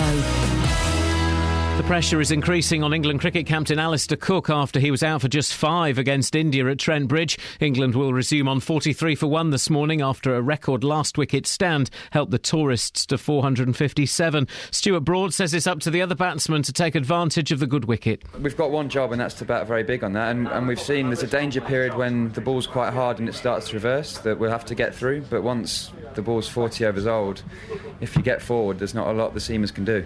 Brazilian striker Neymar says the challenge that ended his World Cup was just 2 centimetres away from leaving him paralysed. Meanwhile, Arsenal have signed the Barcelona and Chile striker Alexis Sanchez for around £35 million.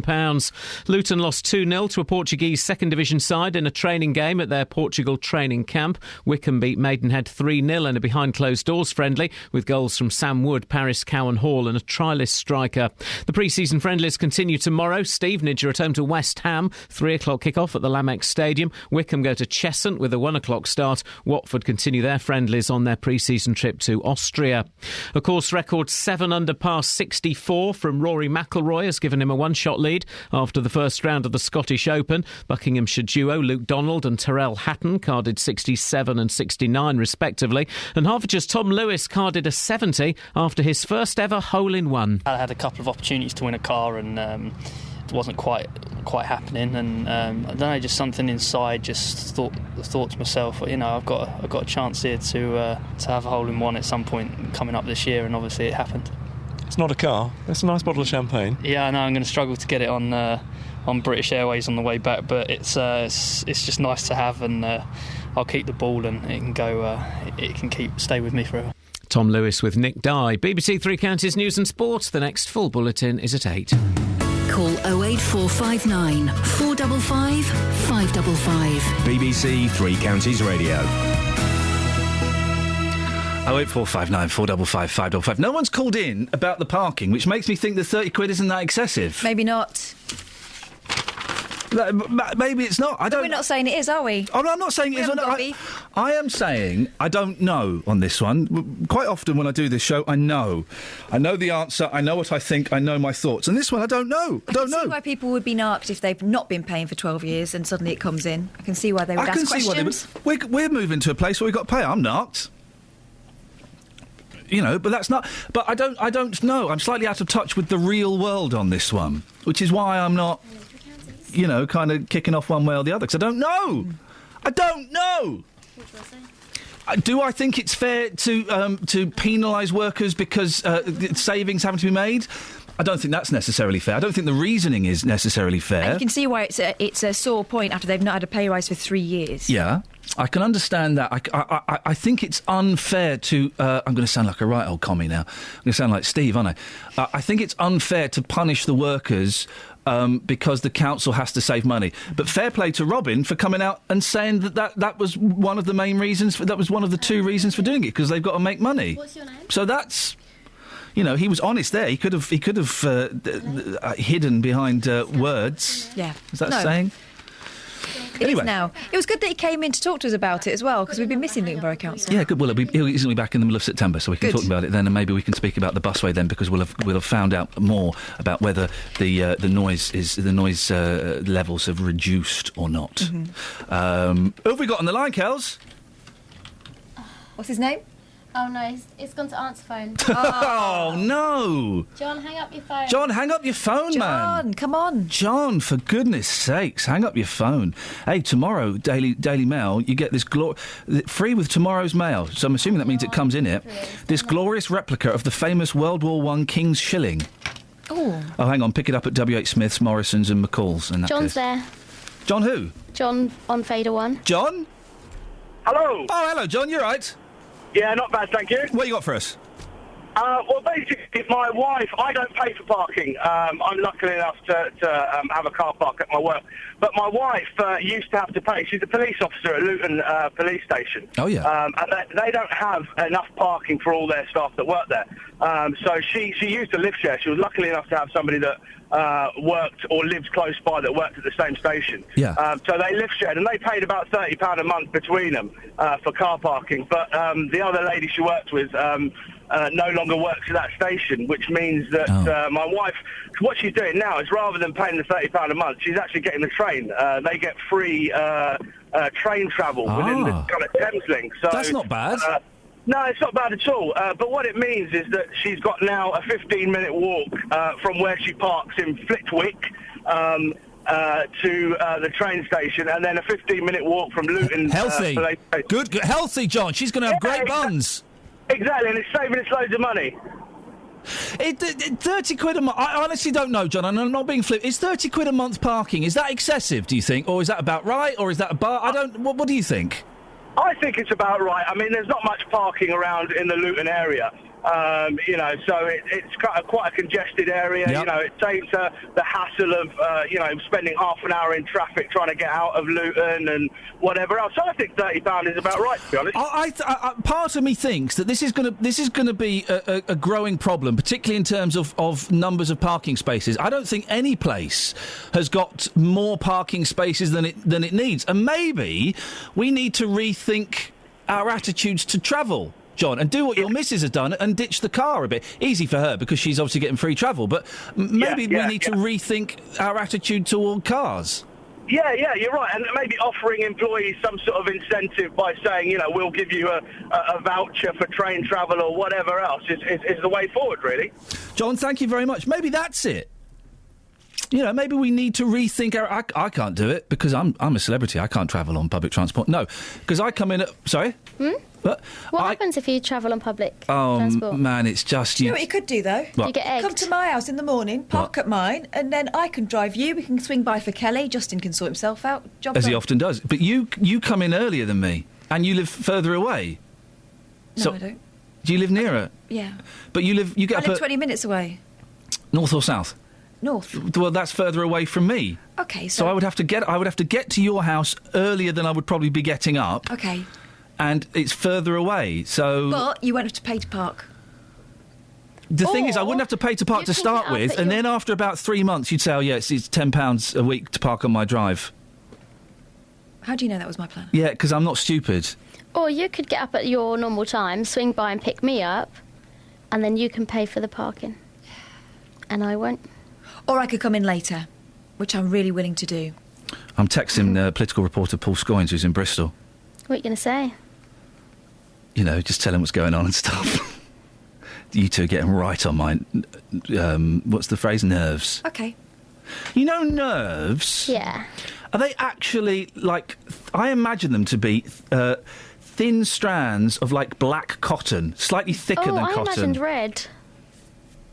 I imagined red. What, Catherine, what colour do you imagine nerves to be?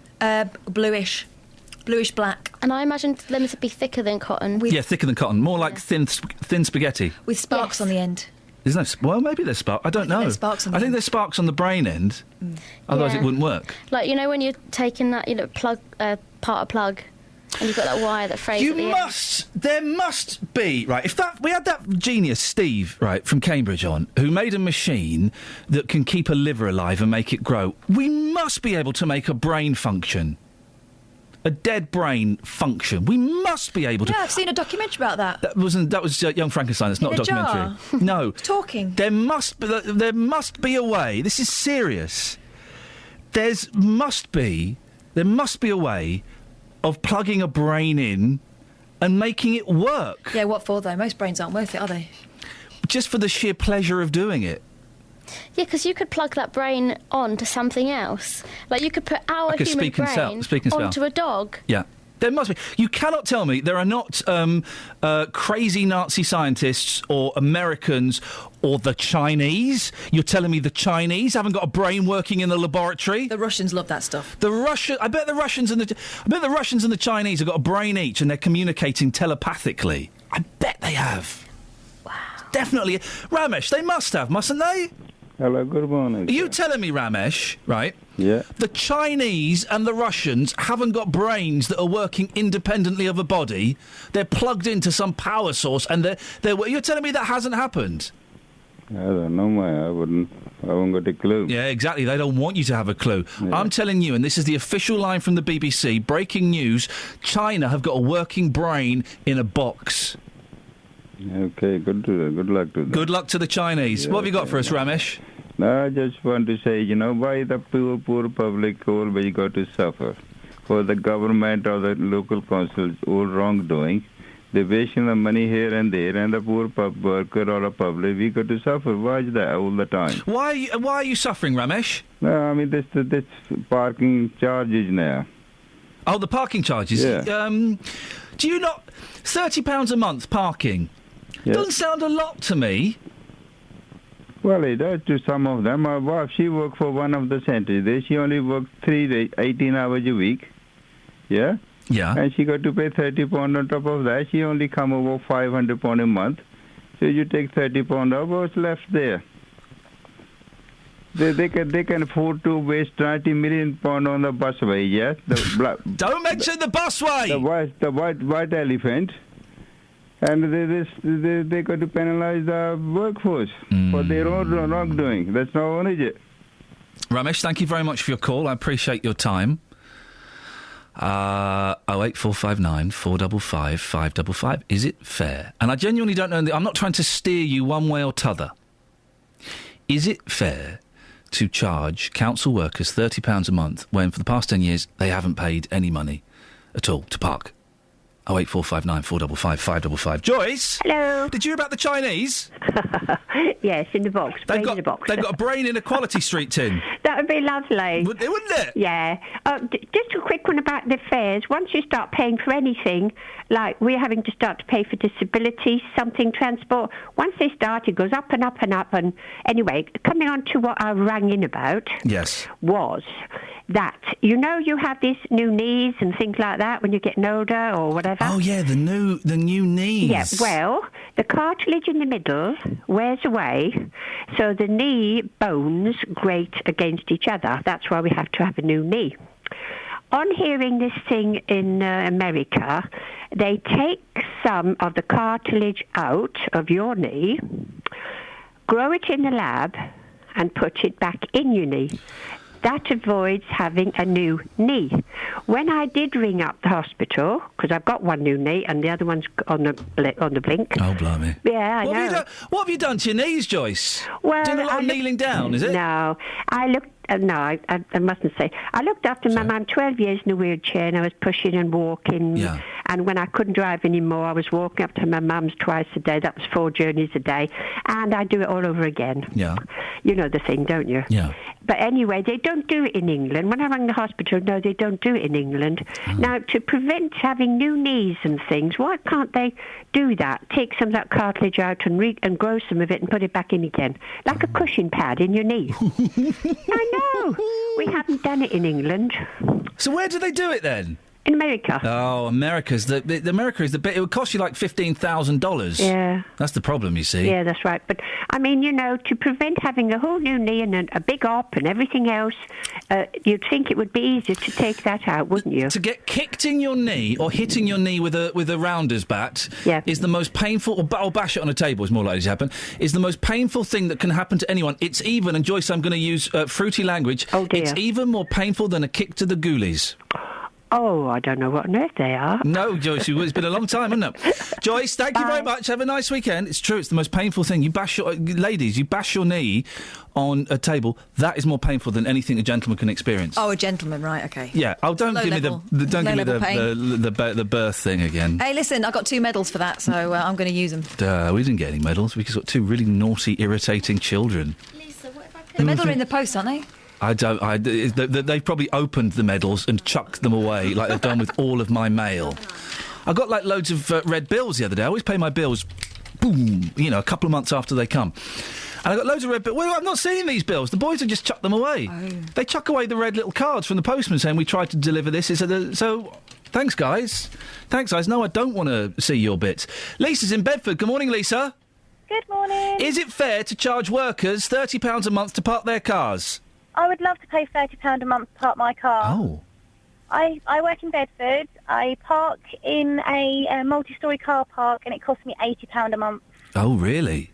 Yes, and I've tried to look at alternative ways to get into Bedford, but because I live out in the countryside, the buses don't run early enough for me to get into Bedford to be in work on time. So I have to grin and bear it, unfortunately. So you're spending over £900 a year? Oh, don't. On parking? That must be gutting. Oh, it is. On minimum wage as well. So, you have very little sympathy then for these council workers who are being asked to pay £30 a month? Like I said, I would love to pay £30 a month. I don't see what the problem is. If they've got to pay £30 a month, they've got to pay £30 a month. I mean, like I said, I have to pay £80 a month on minimum wage. Is there not... Because you get all these things online, don't you, where people rent out their driveways. Have you looked into that? Yeah, because I start work at 8 o'clock Yeah. and I finish work at 5 o'clock. Most people are still at work at home at that sort of time by the time I get into Bedford and that. So, no. Lisa, listen, thank you. All right, well, there we go. We've got £80 a month parking in Bedford. Suddenly £30 a month doesn't sound so bad. 08459 455 555. Is it fair to charge workers who previously had free parking £30 a month parking? Travel news for beds, cards and bugs. BBC Three Counties Radio. Building up on the Great North Road, heading towards the Black Cat roundabout and those major roadworks that are taking place there. The M1 heading southbound. An accident happened earlier on between junction 14 for Milton Keynes and junction 13 for Bedford. So do expect delays there. Some recovery works are going to be taking place. Queuing at the moment on the North Orbital Road, just off the M25. The M25 looking very slow, heading anti-clockwise between junction 21, the M1, and junction 20 for Kings Langley. And in North Watford, looking rather slow on the A41, the North Western Avenue, just around St Albans Road. So far on the trains, no reported problems or delays. Nicola Richards, BBC Three Counties Radio. Nicola, thank you very much. 7:46. It's Friday, the 11th of July. I'm Iain Lee. These are your headlines on BBC Three Counties Radio. A Bedfordshire MP says families will be profoundly affected by a charity's proposal to close care homes.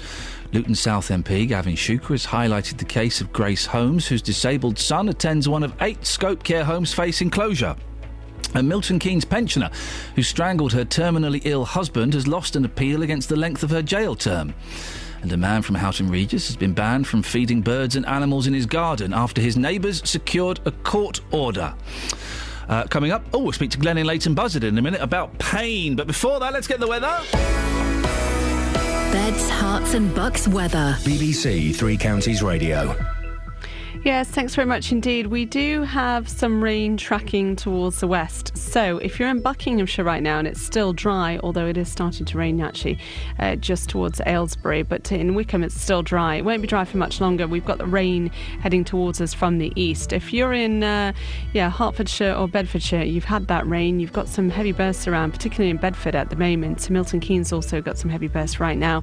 But it is dying away all the time as we go through this morning. So cater for rain through this morning, eventually starting to clear up later this morning and drying out by this afternoon. We'll still keep quite a bit of cloud around across the three counties this afternoon, but a top temperature anyway of 21 Celsius, 70 in Fahrenheit.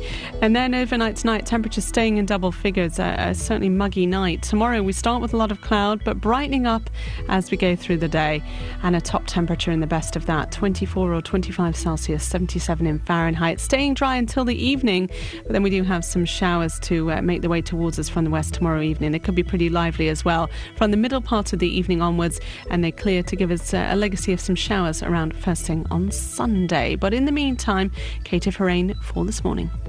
Thank you very much.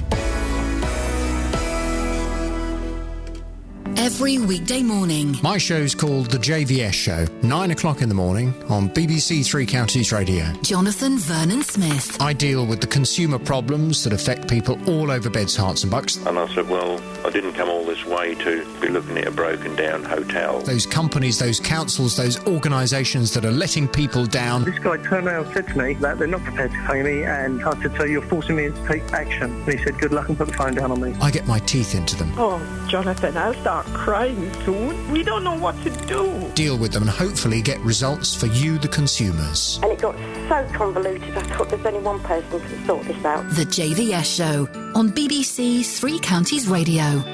Right, so we've got some emails on parking charges. Mixed opinions here. Ken in Redbourne says the problem with establishing the principle of charging employees to park is that once it's been brought in, the charges will be raised every time the council needs to make a bit more money. Stephen in Milton Keynes says, some years ago I applied for a job at the Leicester City Council. I lived over 15 miles from the city centre and had no option but to drive. I asked about parking at the interview to see what help they gave. I was told quite definitely that the council do not actively encourage cars and driving and want people to use public transport. For me, they would have expected me to do a park and ride, which did not suit me at all. If I'd have taken that job, then, oh, blimey, then the parking would now be costing me more than 30 quid a week. A week! And Jill's having a little bit of problem with her maths this morning. Jill, don't worry, no. Did you enjoy Monty Python, Jill? I know you were going. You told me not to mention it on air because you didn't want any spoilers. Glenn's in Leighton Buzzard. Morning, Glenn. Morning, Ian. Glenn, what you got for me? Pain. Yeah, go on. Something worse than knocking your knee on a desk. Go on, go on. And as I said to Catherine, it only affects men. When I was a young lad, we used to knock about on old racer bikes, and you know what? You get up off the saddle and you start to pedal up a hill, and then the chain slips. Yep. And you drop on the crossbar. You drop on the crossbar, yeah. See, I would say that the knee was I mean, that's bad. That's bad. You get kind of... You have a moment, don't you, Glenn? And this is for gentlemen. You have a moment where yeah, but you can rub the knee. Glenn, please. Right? No, but you can rub the knee. You don't need to finish but that thought. The pain, I know, but the pain is horrendous. You have a moment with that pain, don't you? You have a moment where you have like 3 seconds, you think, oh, I got away with it. It's not, and then it comes. Then it comes in the sweat. I tell you what I would say is a worse pain than that. Okay, and I'm really sorry. We're going below the belt. There's a scene, isn't there, in Something About Mary? Yeah. The scene where he gets caught in his zip. Now, I have caught myself in my zip more times than I care to imagine. And that is and what's even worse about that, it's like a torture because you're stuck there and you know that at some point you've got to yank that zip down. Yeah. And it's even worse going back because you've already got the pain. Yeah, exactly. Glenn, thank you very much indeed. We'll hopefully that's not been too awkward for you, dear listener. We'll try and raise it above the waistline if we can. We'll come to the guests in a second and quickly some of these texts. It's £6 a day. £6 a day at a station to park, says Claire in Houghton Regis.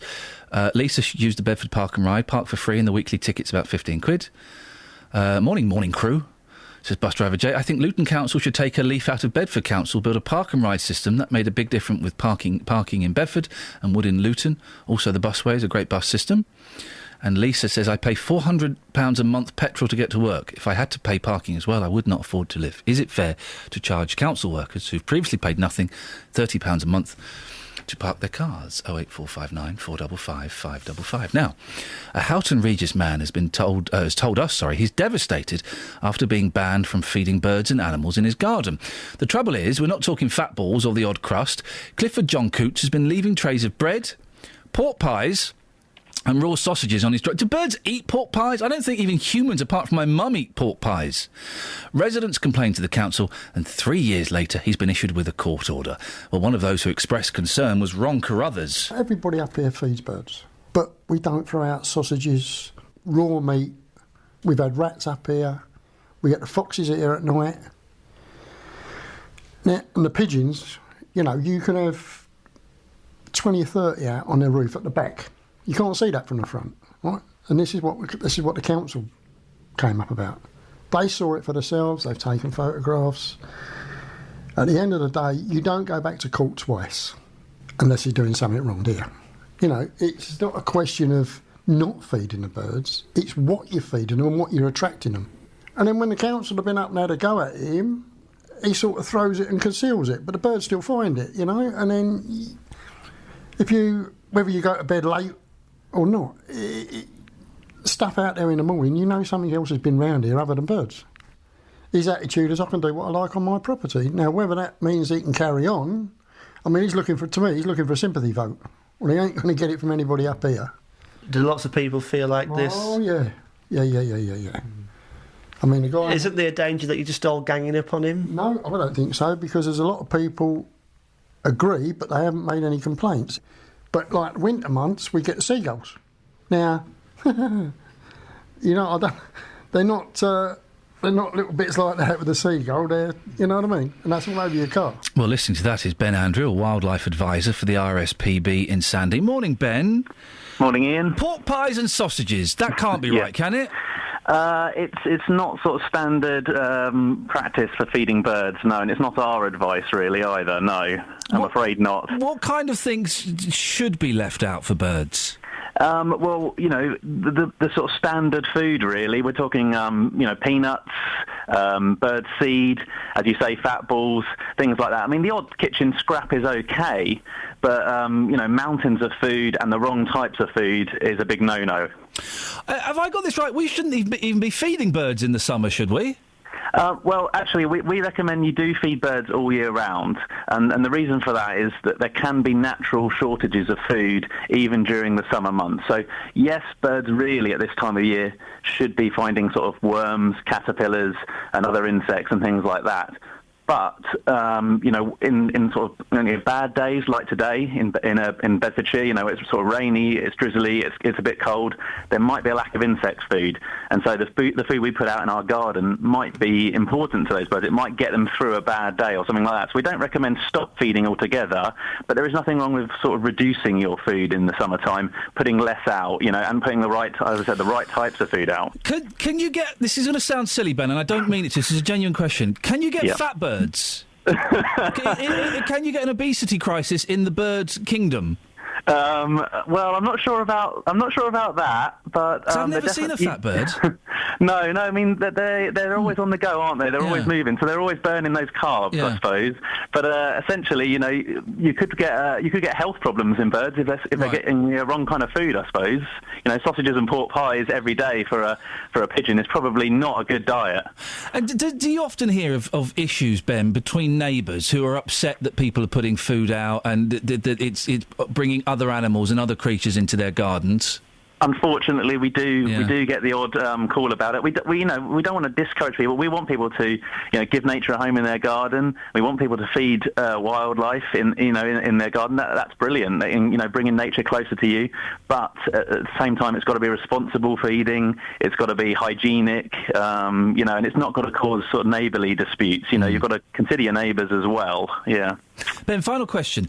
When I was a lad, I used to go and feed the ducks. We used to take a load of old stale bread and feed the ducks. Now, I've got two little boys, and if you've not done it for ages, go and feed the ducks. It's one of the most joyous experiences. I agree. But there are always, at the park and at the river and at the pond, there are always signs up now saying, do not feed them bread, feed them the official food that we sell here for £1 a bag. Now, is that a scam, or is feeding ducks bread bad? Okay, so there's nothing wrong with going and feeding the ducks. I agree with you. It's a one way of getting kids into nature. Yeah. And it's definitely nothing wrong with going and feeding ducks a bit of bread every now and then. But again, you don't want to encourage people to go down with sort of two loaves and sort of chuck the whole lot out, and especially not sort of stale bread or anything like that. So there's nothing wrong with a bit of bread, but a bit of seed maybe as well. You can always bring your own. You don't have to buy the extortionate priced food at the lake. They're canny, those people. Ben, nice to talk to you. Thank you very much for coming on. Ben Andrew, wildlife advisor for the RSPB in Sandy.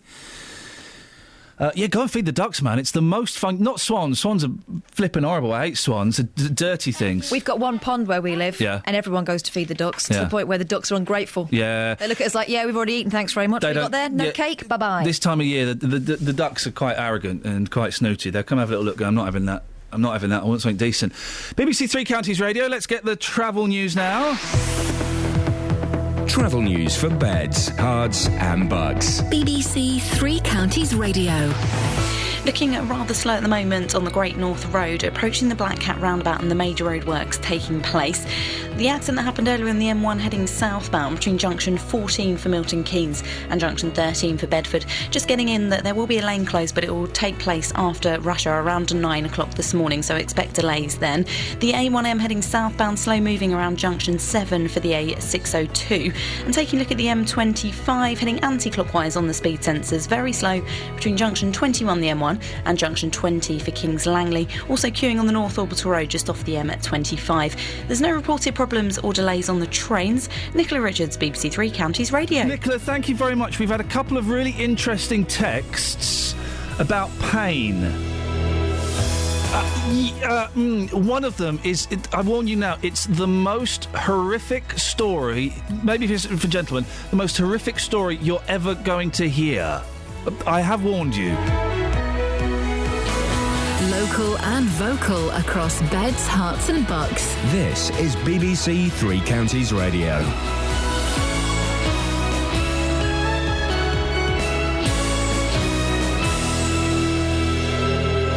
It's 8 o'clock. I'm Simon Oxley. The headlines: Luton mum criticises care home closures, Milton Keynes pensioner loses appeal after killing terminally ill husband, and Bedfordshire man banned from feeding the birds. BBC Three Counties Radio. A Bedfordshire MP says families will be profoundly affected by a charity's proposal to close care homes. Luton South MP Gavin Shuker has highlighted the case of a woman in the town whose disabled son attends one of 8 Scope care homes facing closure. Grace Holmes told this programme the charity wasn't providing any explanation. I would like to ask them, can they sleep at night? Because the residents and the parents can't sleep at night on what they're doing. I think it's absolutely disgusting what they're doing. We have had meetings with them, which have been a waste of time, because you don't get a direct answer from them. But the Care Minister, Norman Lamb, told the Commons care home closures can't be avoided. There will be situations where homes do have to close, or where the proprietors choose to close those homes. We have to face this. What is most important is that any decision to close a home should be handled sensitively and appropriately. It's essential that person-centred care planning identifies the best alternative for each individual. A Milton Keynes pensioner who strangled her terminally ill husband has lost an appeal against the length of her jail term. 76-year-old Sheila Samford from Bancroft Park insisted that she killed her 83-year-old husband John out of mercy because he had just 6 months to live. She was jailed for life with a minimum of 9 years in February after she admitted murder. That sentence has been upheld by 3 senior judges at London's appeal court who said it was not excessive. The government has been accused of leaving taxpayers out of pocket by as much as £1 billion because it sold Royal Mail too cheaply. MPs on the Business Select Committee say ministers underestimated the demand for shares. The government insists their views are based on hindsight. Hundreds of thousands more patients could be considered for weight loss surgery on the NHS as part of plans to tackle type 2 diabetes. The National Institute of Health and Care Excellence, or NICE, believes that making more people eligible for a gastric band or bypass would reduce debilitating complications associated with the disease. A man from Houghton Regis has been banned from feeding birds and animals in his garden after his neighbours secured a court order. They claim Clifford John Coots left trays of bread, pork pies and raw meat in front of his garage on Dunstable Road. Mr Coots claims they're exaggerating, but neighbour Ron Carruthers says he's gone too far. Everybody up here feeds birds, but we don't throw out sausages, raw meat. We've had rats up here. We get the foxes here at night. His attitude is, I can do what I like on my property. Now, whether that means he can carry on, I mean, he's looking for a sympathy vote. In sport, the pressure is increasing on England cricket captain Alistair Cook after he was out for just 5 against India at Trent Bridge. England will resume on 43 for 1 this morning after a record last wicket stand helped the tourists to 457. The weather, a cloudy and damp start with outbreaks of rain continuing. Drier and brighter this afternoon, a maximum temperature 21 degrees Celsius. And you can get the latest news and sport online at bbc.co.uk/3counties. BBC Three Counties Radio's big tour of beds, hearts and bucks. The multiculturalism, if you embrace it, is good. It's all about where you live. It's a lovely, open, community-minded area. Got our community garden here that's flourishing. And all this week we're featuring Fishermead. You say good morning to them, you say goodbye to them, but you don't know them. And that's nice. The big tour of beds, hearts and bucks. BBC Three Counties Radio.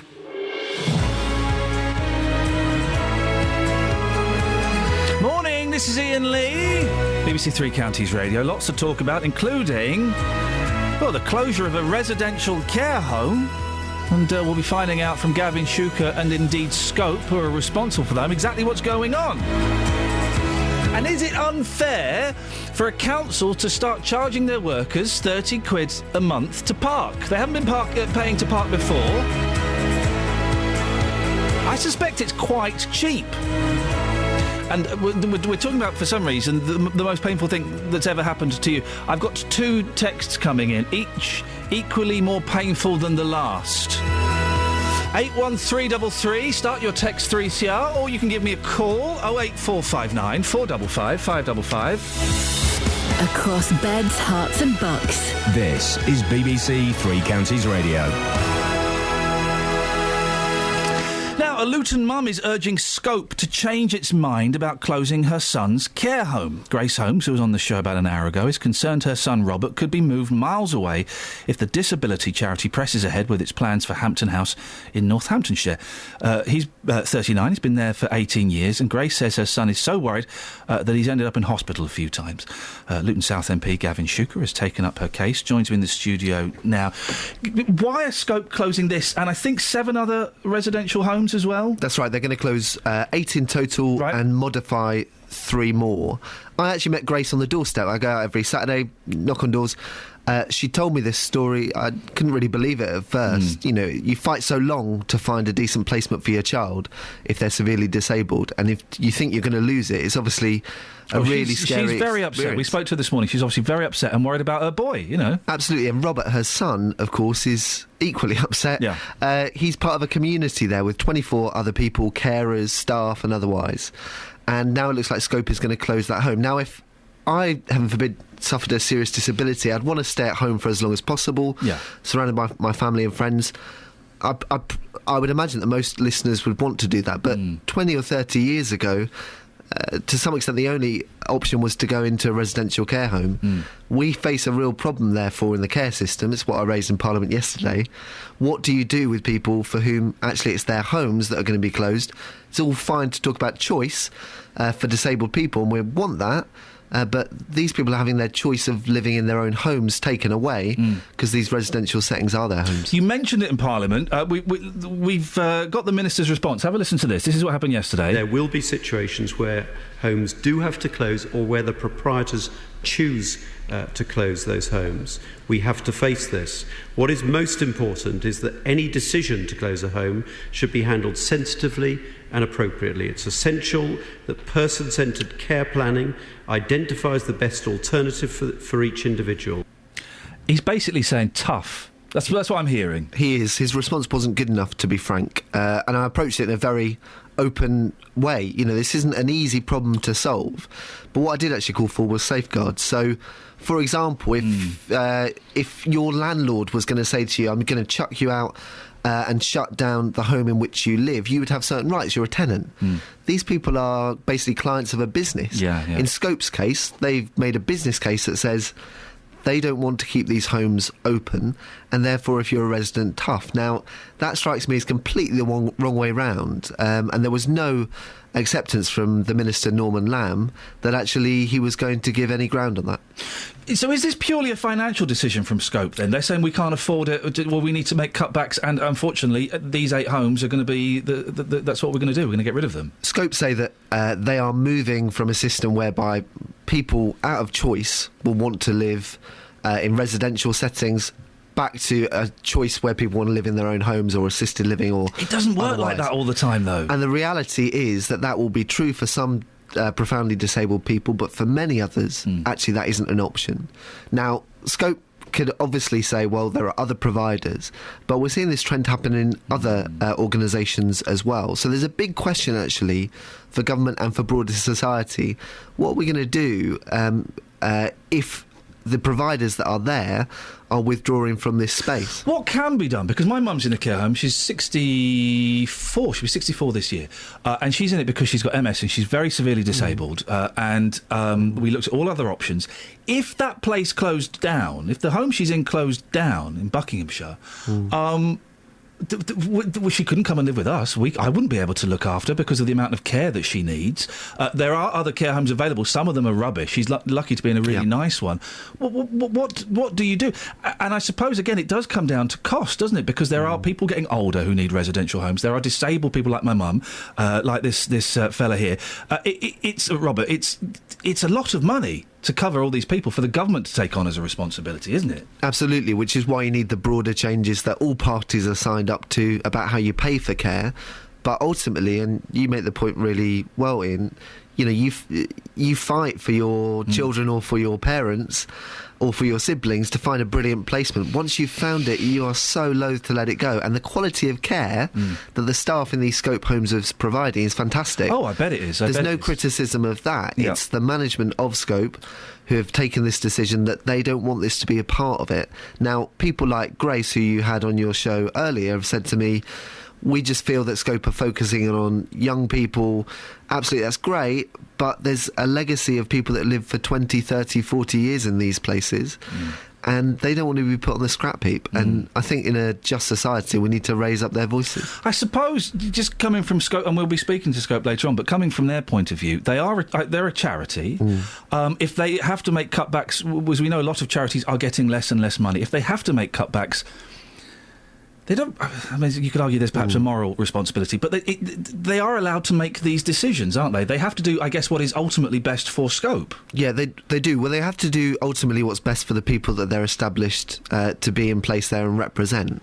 And they are a charity. Many of the families that I met yesterday during my debate in Parliament that had travelled down, in some cases from Derbyshire or Essex and other areas, they were the ones that were running the fundraising for Scope. You know, there's an involvement with these homes that goes more broadly. And other MPs have raised questions around, well, if homes have been gifted to Scope and now they want to shut them down, surely that raises broader questions about a charity's responsibility. What can you do next, Gavin? I would imagine that it's limited, isn't it, what you can achieve? Yeah, I mean, the primary thing that an MP can obviously do is raise this in Parliament, and that's what we did for half an hour yesterday. I'd encourage anyone with interest in it to go and just look online to find the debate. It was a good debate, but the response from the Minister was not good enough. And actually, it was clear he had spoken to the Scope's chief executive. He wasn't speaking to the families that were affected, and therefore it was a very one-sided response. So we'll respond to that on behalf of these families, but it requires people to contact their MPs. There are many families going to be affected, and this is going to be a bigger issue over the coming years as well. Okay, we're going to be speaking to Scope in about 10 minutes. Did you hear Grace when she was on an hour ago? I just caught the clip, actually, at the news. She loves you. Oh, she's she loves you. Lovely. She's lovely. She's very sweet. She sounds like a cracking mum, and Robert is very lucky to have her as a mum, and as I'm sure he realises. Gavin, thanks very much for coming in. 08459 455 555. Across beds, hearts and bucks. This is Iain Lee. BBC Three Counties Radio.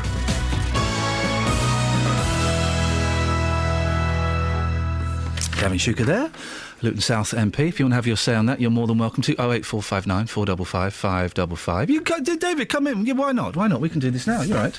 I was just chatting to the MP in the corridor. Didn't realise you were doing a radio show. I apologise. Yeah, when the red light's on, that means so am I. I thought that was red light means carry on chatting to whoever's in the building. I'm sorry. Stop flirting with my guests. What's on your show today? The NHS today is going to sort you out if you're overweight. Oh. This is great. What they're basically saying now is eat as much as you like. Yeah. Just to balloon to 20, 30 stone, come in. We'll spend 15 grand putting in a gastric band for you. Beautiful. It's a good idea, I think. I'm in. This is according to NICE. The National Institute for Care and Excellence believes that making more people eligible for a gastric band or bypass would reduce debilitating complications associated with diabetes. So, should there be free weight loss surgery on the NHS is my big question after 9 this morning on 08459 455. What does your watch do? 555. It zaps you. It's very. It looks very military. Do you think so? Yeah. I don't know. Does it have any... It's a cheapie. Really? Yeah, it's I just like a cheapie. It's nice. It's very cheap. You upset anybody else today? Heard you upset somebody earlier when I was driving in. What was going on there? Awkward. It was very awkward. I liked it. Someone's tweeted me saying that interview was really awkward, but that's why I listened to you. All right, thanks very much for the awkward interviews. Across beds, hearts and bucks. This is Iain Lee. BBC Three Counties Radio. I've still got a show to do. Oh, really? Yeah, we can't sit around chatting. No, let's have a chat. I don't want to play another 5 stings in a row. Have a catch up. Get out. Okay. Flippin' heck. By the way, here's a radio tip, dear listener. If you hear me play 5 stings, this is a sting. Across... If you hear me play 5 of those in a row, there's something bad's going down. I did wonder. Yeah, something bad's going down. Something bad. Right, we've got texts on pain. Yes. Do the one about the nose hair first. And then the nose hair is right. Is do that one. I've got a counter to this one, but okay. Tony, the spotty hairy man, writes, Iain, the worst pain a person can suffer is a yellow-headed... By the way, happy breakfast, everyone. Yeah. The worst pain a person can suffer is a yellow-headed spot in the crease of the nose. Try squeezing that. It makes your eyes water. What about the long hair dangling out of the nose? Try pulling that out without tearing up. That is outrageous. Spot up the nose or in the ear. Oh, I like the ones in the ear. Ooh. Okay. How'd you get them? I've lost the other text. All right, hang on. This is, and I warn you now, gentlemen, this is just an horrific story. Hang on. What was the story? About the football player. I haven't got that. I haven't got it now. I didn't have a football player one.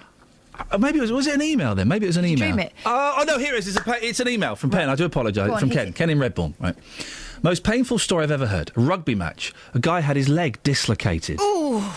That's not the painful bit. Really? So his leg has come out of his socket, right? The doctor present decided to put it in right there on the field. That's not the painful bit. As he did, there was an awful scream, so he's clicking his leg back in. The guy's testicles have got caught up in the leg ball joint. Oh! I haven't even got them and I'm wincing. So, they're in! That means to get those out, you've got to dislocate that leg again. You can't pop those things out. Ooh. You can't do that. You've got to dislocate that leg again. Morning! Travel news for beds, cards and bugs. BBC Three Counties Radio. Rather slow moving on the Great North Road approaching the Black Cat roundabout and those roadworks continuing there. The A1M's looking heavy around junction 7 for the A602 and on the speed sensors the M25 heading anti-clockwise. Very slow moving between junction 21 the M1 and junction 20 for Kings Langley. Also looking rather heavy on the North Orbital Road just at the Shell roundabout and on camera the Barnet bypass is looking very slow moving between Stirling Corner and Mill Hill Circus. So far on the trains there's no reported problems or delays. Nicola Richards, BBC Three Counties Radio. Nicola, just bear with me a second. Just doing something. Oh. What's happening? I've done it now, thanks very much. Sorry, I was otherwise engaged. Right, it's 8:16. It's Friday, the 11th of July. I'm Iain Lee. These are your headlines on BBC Three Counties Radio. A Bedfordshire MP says families will be profoundly affected by a charity's proposal to close care homes. Luton South MP Gavin Shuker has highlighted the case of Grace Holmes, whose disabled son attends one of 8 Scope care homes facing closure. A Milton Keynes pensioner who strangled her terminally ill husband has lost an appeal against the length of her jail term. And a man from Houghton Regis has been banned from feeding birds and animals in his garden after his neighbours secured a court order. BBC Three Counties Radio.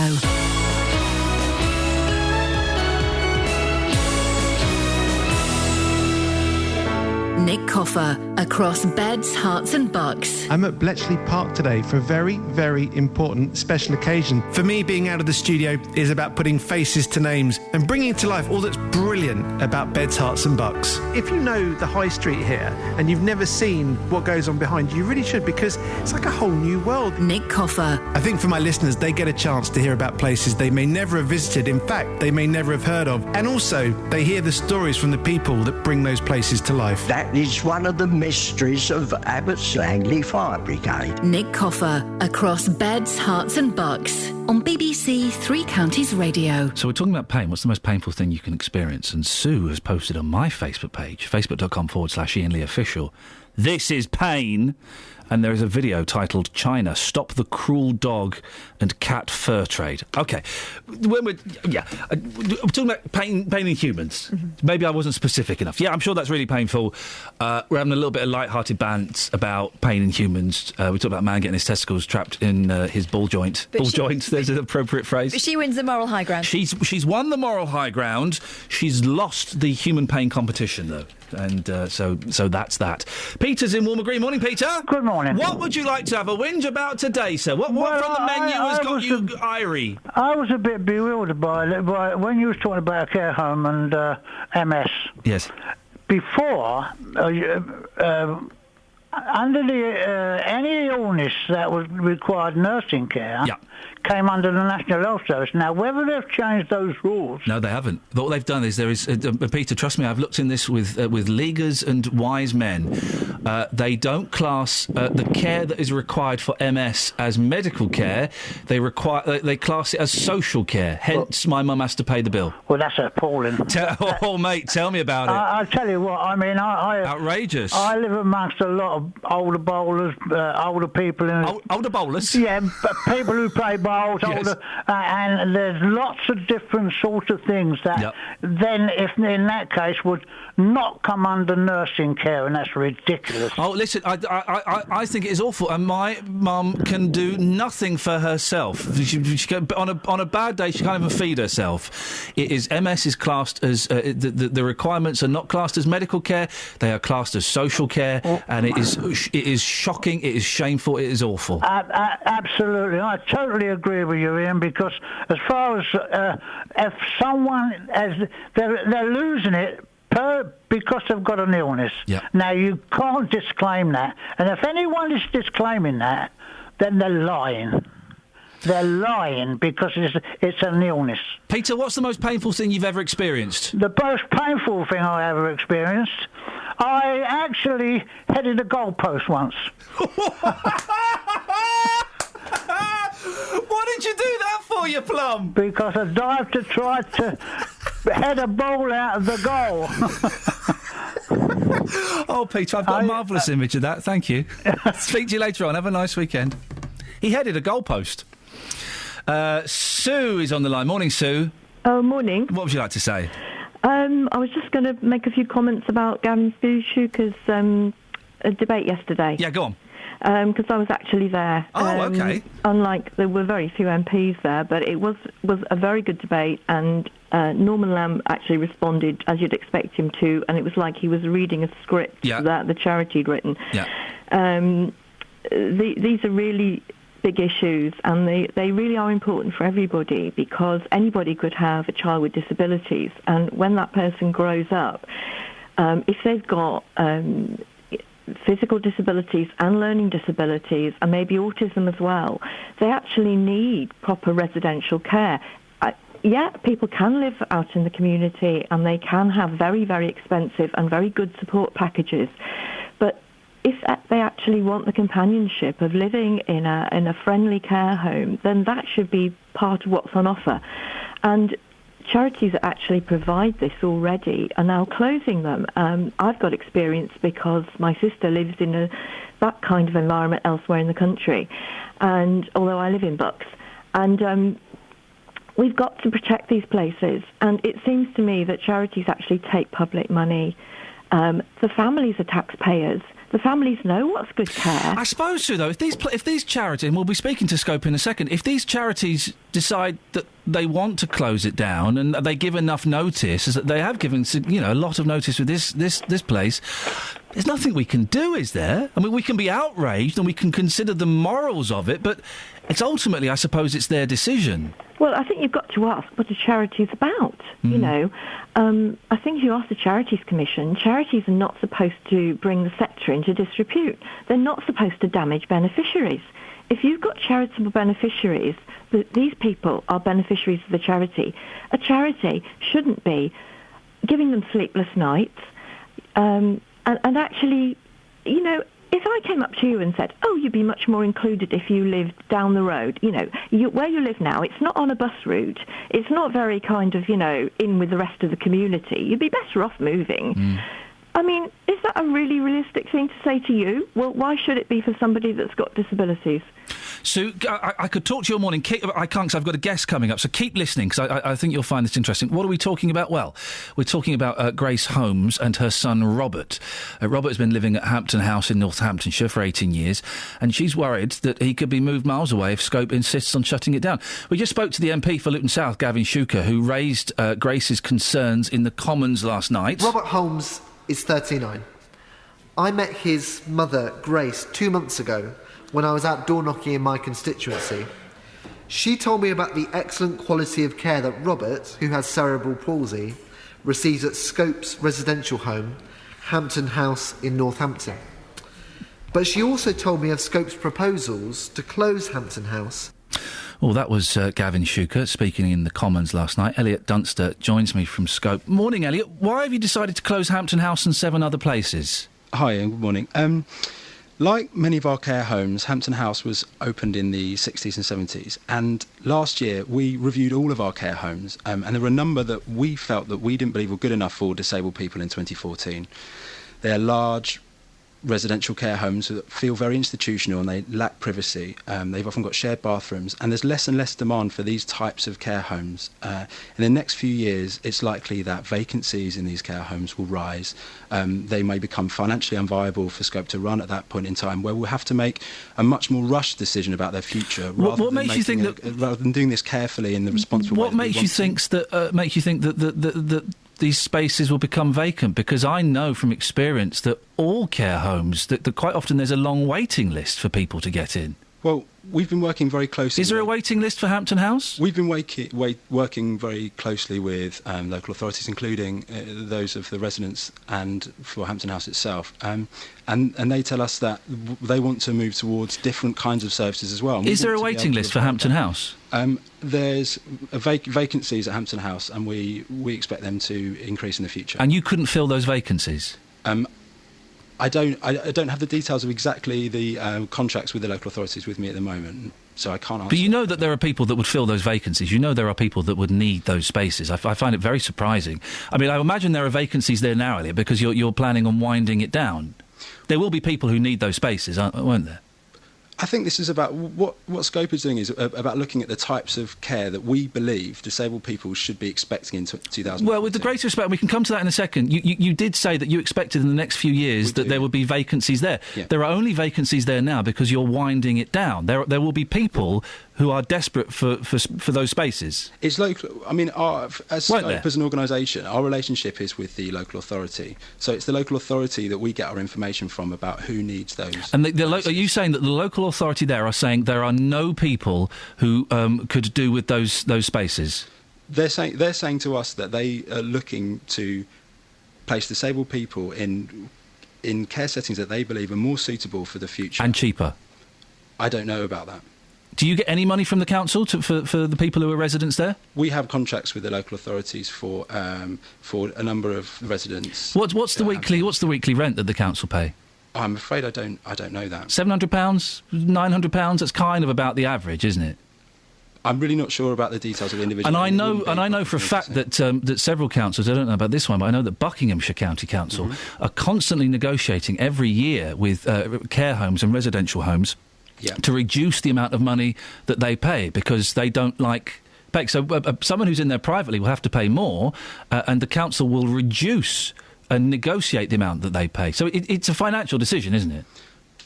The problems that you have raised are definitely problems with the wider care system, and it's something that Scope are working on. That's definitely true, and I think you're absolutely right. But in terms of this decision, as you said earlier, this is a decision for Scope, and we're not making it for financial reasons at the moment. What we're saying is in the next few years, as vacancies rise, they may become unviable, and we'll have to make much more rushed decisions.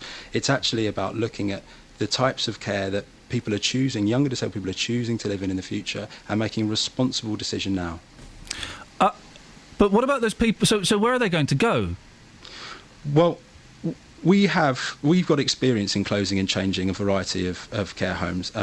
Recently, we've closed a home near Oxford, and we've worked with all the disabled people there, and they've all found new homes. They've got an agreed moving-in date. In the same area, or some distance away? I can't give the details of all the individuals, but it meets their needs and preferences. So there could be some that are having to move a long way away from their family. Well, it would be wrong of us to make assumptions when this is the consultation opens in January. We've obviously been talking to families in October. Well, where would the people in Hampton House go then? Well, because I can't say that now because the consultation doesn't start until January, and but like I said, we've got experience of closing and changing our care homes, and from our experience, we know that families and residents choose a variety of different options, and it would be wrong of me to say that now. But Elliot, you know that a number of these people, to get their needs met, will have to go some distance away, and that's not fair. It's not fair to break up the communities that have developed within a care home, because people, develop friendships and they develop relationships, but also to then send some of them miles away. That's not fair, is it? That's not fair on them, and it's not fair on their families. No, and like I said, what we want to do is work really closely with each resident, more importantly, and their families and the local authorities, so that we can help them understand what the proposals mean for them, their options going forward. And we know that many of those residents will choose a variety of different options. For example? Well, for example, some may choose to live in other residential care homes. Others may choose to live with a group of friends in a perhaps a smaller setting. Other people may choose something completely different. There's, so the way that social care works today, as the Minister said yesterday in the debate in the House of Commons, it's not like the 60s and 70s. Is this just this horrible, horrible thing where, to save money, people who need specific medical and social care are encouraged to move back in with their family?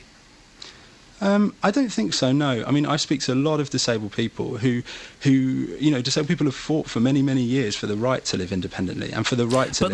But they can't. I mean, for example, Robert can't. He can't live independently, and his mum can't look after him. She's 78 years old. I mean, I need to be clear about living independently looks like as well. That doesn't mean someone lives on their own, and it doesn't mean someone lives without care. It's just, we need to make sure that these disabled people have the types of care that meets their needs in a way that we believe is good enough for disabled people in 2014. But there are some people, Elliot, and of course, if disabled people can live independently, then fantastic, then of course they should. But there are some disabled people, Robert included, who are incapable of living independently. What happens to them, and where do they go? Well, absolutely no one will be forced to live on their own. That's absolutely not the case. And I'm not suggesting that. What will happen to Robert, and where will he go? Well, and people like him? We've got a consultation that opens in January, and as part of that consultation, we will be working with Robert. It's closing next June, isn't it? The proposals currently say that's true. So yes. Why are you not having a consultation now? You've got 11 months to try and sort this out. Why are you leaving it to with 5-6 months to go? Well, we've got lots of experience in making these changes, and if we were to open the consultation earlier, it's likely that it would be more difficult to have those conversations with the local authorities. Surely that would make it easier, because Robert has been very ill. His mother is worried and is incredibly upset. She was on tears on the phone to me. Surely by having a consultation a year in advance, you are giving these people choices. You are allowing these people some peace and the ability to make more rational, thought-out choices. Absolutely, and that's why we've been speaking to residents at Hampton House since October last year when the consultations were announced. We've held many meetings with families. So you're having a consultation 15 months after you announced them? That seems crazy, Elliot, and seems a little unfair on the residents and the families. Well, I mean, I think the consultation process is part of the formal thing that we, as an organisation doing this responsibly, need to do well with the local authority as well. And what we want to do now is we've been doing that, having that process ongoing since we very first announced these proposals, and our chief executive has been to Hampton House. He's met and spoken to all the residents and families on a number of occasions, and we are very, very, very, very committed to doing this in the right, responsible way, as the Minister outlined in the House yesterday, and also as Gavin Shuker rightly said earlier on your interview this morning. How many places are there in Northamptonshire that could cope with Robert's needs? I don't have all the information about the wider stuff. So you don't know the kind of options that might be available to him? That's pretty worrying, isn't it? Well, I don't personally, but the local authority and the So you're just pushing them onto the local council. We're not pushing him onto the council at all. We're working with him and for other residents. But you don't know what options. You don't know what alternative residences there are for him. We need to work through the official proposals and the official consultation. Oh, Elliot, with the local listen. authority. As someone who's got a relative in a care home, I understand. That sounds really cold, mate. That sounds really, really cold. It's all well and good you coming out with your jargon. These are people's lives. These are families. These are people who are the most vulnerable, and you don't know how many homes are available in Northamptonshire that could cope with someone who's severely disabled, and you've not made any suggestions as to where he could go. It would be wrong of me to make those suggestions when the consultation... No, it wouldn't, Elliot. It would be human of you. It would be humane of you to do that. His mum is 78 years old. Do you know what? She could be dead by the time you get to your consultation. She's not getting any sleep. She's ill. Robert's been in hospital. And I completely understand the situation, and we really. Then why don't you draw? Why doesn't Scope draw up a list of potential places? Because as you know, these places in these residential care homes are really sought after, and despite what the local authorities may or may not have said, there is a huge queue to get in these places. You only get in if someone moves or if someone dies. That's pretty much it. So why haven't you drawn up a list of places that are in the local vicinity and then given them to Grace and said, look, these are your options. There's 6 that we think would be quite good for him that could cover his basic needs. Why hasn't Scope done something like that? Or is that not your responsibility? That's not my personal responsibility. Scope's responsibility. As an organisation, and we are working with residents and families. I really do understand the situation. You need to get on a waiting list. You need to put your name on a waiting list, sometimes a year in advance before a space comes up. The local authorities are telling us as well that they need to look at they need to look at how they are providing care for disabled people in the future. And what they're telling us is places like Hampton House that are very old-fashioned and have a very institutional feel will not be the types of services that younger disabled people are choosing to live in. And that's certainly what younger disabled people are telling us. It would be wrong of us to do this in a rushed way. No, exactly. And we need to do it responsibly. But then you've got 11 months before you're planning on turfing these people out. I cannot understand why Scope have not sat down with the residents who are capable of having these discussions. We have sat down with residents. And also with their family members, and given them a list of alternative places they might like to apply to, because you know for a fact that there is a huge waiting list to get in these places. And if they find out places in January and they're being booted out in June, there's a chance they won't get into those places. We are working with all the families and with the residents, and we're working with the local authorities to do that, and we will be doing all of those things, and we have met with families and the residents a number of occasions. But not given them alternative places they could go to. It's not Scope's responsibility. We are working alongside families to make sure that we will support all of the families and the residents, more importantly, to make sure that they find somewhere that they are comfortable and happy to live in and that suits their needs. Final thing, Elliot, and I really appreciate your time this morning. I know you stayed on a bit longer than we said. We spoke to Grace Holmes this morning. We asked her what she'd like to say to Scope. This is what she had to say. I would like to ask them, can they sleep at night? Because the residents and the parents can't sleep at night on what they're doing. I think it's absolutely disgusting. Elliot? Do you sleep at night? We believe we're making a very responsible decision. I wouldn't be able to sleep at night if I knew that in a few years' time, Grace would be in a worse situation where we have to do something like this in a very rushed way. We didn't have control and we couldn't do it in a responsible way. And that's what we're committed to doing. Elliot, I appreciate your time this morning. Elliot Dunster from Scope, 08459 455 555. I'm sure lots of you would like to have your say on that. It's 8:37. Simon, I'm very, very sorry. I'm hoping you're in your booth, not tapping your fingers. Let's get the news. Travel news for beds, cards and bugs. BBC Three Counties Radio. Simon, I thought I'd skipped it. Right, hang on. Oh, now he is tapping his fingers furiously. I can hear them. Right, here we go. Across beds, cards and bugs. This is BBC Three Counties Radio.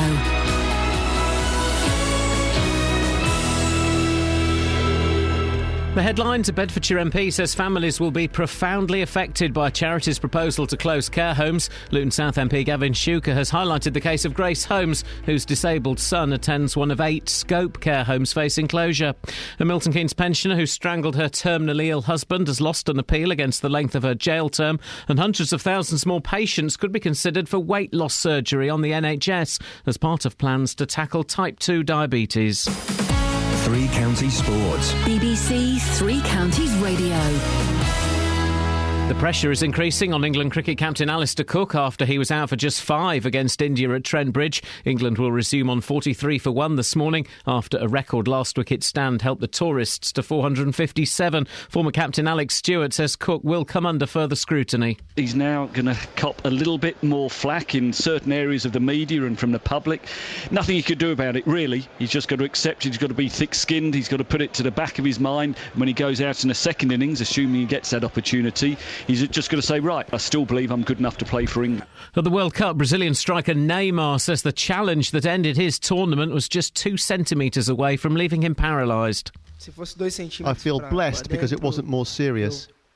2 more centimetres up, I could be in a wheelchair. It's really hard to talk about. It happened at such an important time in my career, but it happened. It's just part of the game. Luton lost 2-0 to a Portuguese second division side in a training game at their Portugal training camp. Wycombe beat Maidenhead 3-0 in a behind closed doors friendly. Goals from Sam Wood, Paris Cowan Hall and a trialist striker. The pre-season friendlies continue tomorrow. Stevenage are at home to West Ham. 3 o'clock kick-off at the Lamex Stadium. Wycombe go to Cheshunt with a 1 o'clock start. A course record 7 under par 64 from Rory McIlroy has given him a 1-shot lead after the first round of the Scottish Open. Buckinghamshire duo Luke Donald and Terrell Hatton carded 67 and 69 respectively, and Hertfordshire's Tom Lewis carded a 70 after a first ever hole-in-one. It was nice, you know. I felt like the last couple of months my hole-in-one was coming my way. It's my first hole-in-one ever, so it's good fun to do it at Royal Aberdeen, where I've obviously had history here with the Walker Cup. So it was a nice shot, just pushed it slightly off the tee and perfectly the wind just drifted it into the hole. BBC Three Counties News and Sport. The next full bulletin is at 9. Call 08459 455 555. BBC Three Counties Radio. 2 Orquado interviews in one show. I'm spoiling you guys. I'm spoiling you. Cracking stuff, boss. Loving your work this morning. Tough day at the factory today, Jason. Yeah. And someone has... hang on a second. Someone's just sent a very funny tweet. No one's going to want to be interviewed by you, Lee. You'll be blacklisted. No, you just want the answers to the questions. That's Justin, your job. I'm really sorry. We've not had much time for you today, Justin. It's been a little bit busy, and I apologise. You know, I'm a big fan of your work. Big fan of yours too, yeah. We'll give your Saturday show a plug in a little bit. This morning there's a big story, and I know David Prever's going to be talking about it. Remind me what the story is, Just. Well, more people could be considered for weight loss surgery on the NHS as part of plans to tackle diabetes. Now, the National Institute of Health and Care Excellence, they believe that by making more people eligible for a gastric band or bypass would reduce problems associated with the disease. As you mentioned, Dave is doing that at 9 on the Big Phone In. I've been in Fishermead this morning, the home of our big tour. Home of the big tour! The home of the big tour, asking people whether this type of surgery should be available on the NHS. Here's what people had to say. Definitely not. Shouldn't be. It's up. If you're going to make yourself fat, it's up to you to lose the weight. I mean, the NHS are saying long term they could save money on diabetes treatment because it could prevent that. But do you think it sends out the wrong message to say to people, get fat in the first place? Yeah, get fat, go on disability benefit, have a little scooter. It's just going to encourage them. I'm absolutely all for it. I've just lost 7 stone, but it was really hard. And I had to do it on my own because there was no support. So, yeah, if somebody really needs it, I think it's fantastic. Is it right, though, that people like you and I should pay for somebody to essentially just relax and get overweight and let the taxpayer deal with it? That's not always the case, is it, though? There's normally a lot of reasons behind why somebody puts weight on. Could be psychological, could be medical, could be various reasons, depression. So why shouldn't we help them? And the idea is that long term this will prevent people from getting diabetes, so we could actually save money. Save money on the NHS, yes, definitely. I think the NHS is there to provide service for everybody, not to judge, not to condone, not to condemn. If we need it, we should have it. Do you know anybody who's had a gastric band on the NHS? No, I do know people that have had it privately, but not on the NHS. And those people that have had it privately, has it completely turned their life around? In most cases, yes. Yeah, it's given them a new lease of life. They've lost weight. They've become healthier, more vibrant. Yeah, it's really achieved what it was meant to. This is an interesting one, Justin. I don't think it's quite as clear-cut. I think there are some lazy fat chuffers who like to eat a lot of food and sit on their backsides watching Jeremy Kyle. Yes. I do think, though, there are a significant number of people who have kind of got a mental illness. It can be an addiction to eat food. You know, you feel rubbish about yourself, you feel shameful, you feel low, so you go and stuff your face, and then you feel more guilt and more shame. So it can be an addiction. Yeah. And by putting, I nearly said loom bandits because I'm looking at a story. By putting a gastric band on them, that's not going to change the psychological problem. No, absolutely not. I think you're right in what you're saying. I know quite a few people who suffer eating lots of food. They comfort eat, and you know that I would say is an illness. And by having a gastric band, is that going to solve that problem? No, it's not. Yes, it's going to make them slim, but that problem's probably never going to go away. I think the problem's a lot more complicated than this report is saying today. I just can't imagine as well having I mean, I'm lucky. Was really skinny as a lad, and I'm sort of all right for a 41-year-old bloke. Ripped. I'm ripped. I'm ripped, and you and me, Just. We're ripped. We're totally ripped. Yeah. But the thought of being so desperate that you have someone tie a knot in your stomach, basically, is what they're doing, so you can't eat food. It's absolutely horrendous. But of course, the long-term plan is to hopefully save the NHS money. That's the idea. That's what they're talking about today. Long-term, to try and save this country some money. Well, David Prever will be talking about this after 9. Justin, very quickly. No, not very quickly. Take as long as you want, because I feel bad we've not really spoken to you today. Your Saturday morning show, 9 till 12. No more. No more. Where and when? I have a new home. 12 until 2 Saturday afternoons. 2 hours of great songs and great memories. Tomorrow we have the UK and American charts from this weekend in 1975. We have requests from Fishermead, the home of our big tour. Hey. And also, get this, one of the coolest men in music is going to be on my show tomorrow, Kid Creole from Kid Creole and the Coconuts. Ladies and gentlemen, Justin, I think tomorrow at 2 o'clock you should walk out of the radio station and never come back. You ain't never going to top that. But then I've got to come back tomorrow between 5 and 6. It's my music, 1 hour of my favourite songs. They've got you doing that, have they? Yes, they have. Give us a little hint. Give me 2 songs that we might hear if we tune in between 5 and 6. OK, Cliff Bennett and the Rebel Rousers. Got to get you into my life. Funky. And also Edwin Starr, SOS. Ladies and gentlemen, Justin Daly. He's a radio legend. Not 1 but 2 shows tomorrow. Justin, thank you very much, Thank mate. you, boss. See you later on.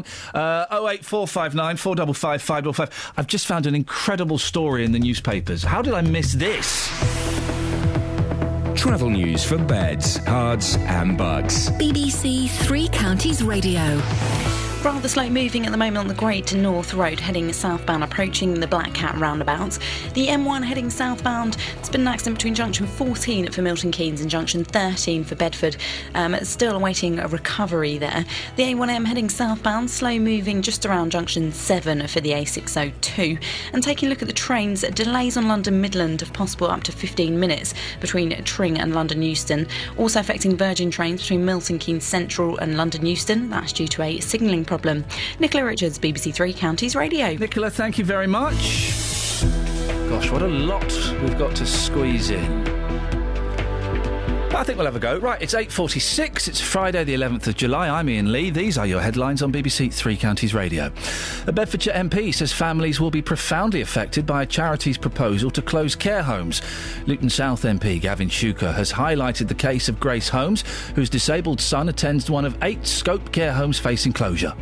A Milton Keynes pensioner who strangled her terminally ill husband has lost an appeal against the length of her jail term. And hundreds of thousands more patients could be considered for weight loss surgery on the NHS as part of plans to tackle type 2 diabetes. Let's get the weather. Beds, Herts and Bucks weather. BBC Three Counties Radio. Well, the rain band, which was promised to thin and break as it came westwards towards us from the east, has done so. And so it still looks like Buckinghamshire not really getting too much in the way of rain. There is some towards Aylesbury and stretching up towards Aylesbury and Milton Keynes, but South Buckinghamshire is staying dry at the moment, and things are drying out as well across Bedfordshire and Hertfordshire. So we're an improving picture. We continue to see that improvement in the next couple of hours. There is, though, a line of quite heavy showers still out towards the east, and that could affect us a little later in the morning. So cater for some wet weather still for a bit longer, but things are improving, and as we go through towards this afternoon, we'll be generally dry, quite a bit of cloud around, but some brightness coming through, and a top temperature of 20 or 21 Celsius. Tomorrow will be warmer. We'll start with a lot of cloud around in the morning, but as we go through the afternoon, some brightness to come through potentially, and in that, a top temperature of 24, maybe 25 Celsius, but it will feel quite humid. Having said that, there's the risk of some showers to come through tomorrow evening. They're coming in from the west this time and crossing off towards the east. So from late evening, be aware that there is a risk of some showers. More, of course, on the website. Across beds, hearts and bucks. This is Iain Lee. Right. BBC Three Counties Radio. How did Emma, Craig, stay there. You've got very serious points to make. How did I miss this story? You've got two young girls. Yes. Loom bands? Yes. Yeah, you into that? I've tried. They're quite hard. They can't do them, and I can't be bothered. I've still not opened my birthday presents yet. I know in one envelope there are some Loom bands bracelets waiting for me. OK, you'd have to make them, though. No. They've been made by my nephew. Boy of 7 is blinded by Loom band. Yeah. Playground craze needs a safety warning, says mother, after son is hit in the eye. There's a picture of... There's a picture of young Kyle. He's very seriously injured. Yeah, but he wasn't making a bracelet, was he? A mother has warned other parents of the dangers posed by loom bands after her son was blinded by one. Mrs. Lawrence, a carer, said of the loom bands, "I will never have them in the house again. I emailed the company about changing the labelling to warn people. They haven't got back to me. There should be a warning on the packet. It's terrible that this has happened. I've had other parents come forward and say that something similar has happened, but not as bad." Now, Catherine, you made an interesting point there. They weren't just sitting there making the loom bands. Carly Lawrence was sitting making the bracelets with her children when her eldest son accidentally fired one of the rubber bands into the 7-year-old's eye. So he sat there going, "Stop it! Stop it, you'll have his eye." Oh, my God, you've actually had his eye out. Well, Not literally. Damaged it, yes. But yeah, loom bands are... I hate the world something. Stop the world, I want to get off. Loom bands, a lovely little bracelet. When I was a kid, it was Looby Loos. Do you remember Looby Loos? They were little bits of plastic, and you had to kind of weave them together to make patterns. And then, this was the 1970s, guys, then you had to get a parent, or you did it, to get a match and weld them to steel it together. Oh, right, so like the hammer bead. Yeah, so it would melt. What's the hammer bead? Hammer beads is another thing you can do, and you put them onto a frame, and they're little beads with holes in, and then you iron them, and then they stay together. So it's a similar principle. You melt them together. This is much safer. These are not dangerous. This story should not be in the... This is not a story. Kid fires something... band at other kid picks on his brother. I'll do that story. OK, Daily Mail, come round my house every day. I've got a hole in my hand still, a little mark. Do you know where that's from? Yep. From leaning on my sister's pretend Rolls Royce. She had like a little model Rolls Royce. I got on the, what's it called? The Spirit of Freedom, whatever it was. Yeah. Do I want them taken off the market? No, it was my own fault. Here's the thing. Books, children's books are very, very dangerous, because my two boys were fighting the other night over who was going to read a book and what book it was going to be, and so the eldest bit the youngest. I threw a bull at my sister and it stuck in her head. A bull? Yeah, you know know Britain's Toys, they do those really sturdy farm animals. Yeah. Well, she angered me, so I lobbed it at her and it wedged. With the greatest of respect, Kyle Lawrence, I hope you get well soon. I'm sure you will. He's not blinded. He can see out of it. I say to the mum and I say to the Daily Mail, jog on. Get a life, for goodness sakes, dearie me. Craig's in Aylesbury. Good morning, Craig. Morning, mate. How are you? I'm all right, thank you. We're talking about gastric bands, something that David's going to pick up at 9 o'clock. But you've got a story. What happened? Yeah, I think you're showing one side of the story. What you need to show is also the other side, where these operations are extremely dangerous.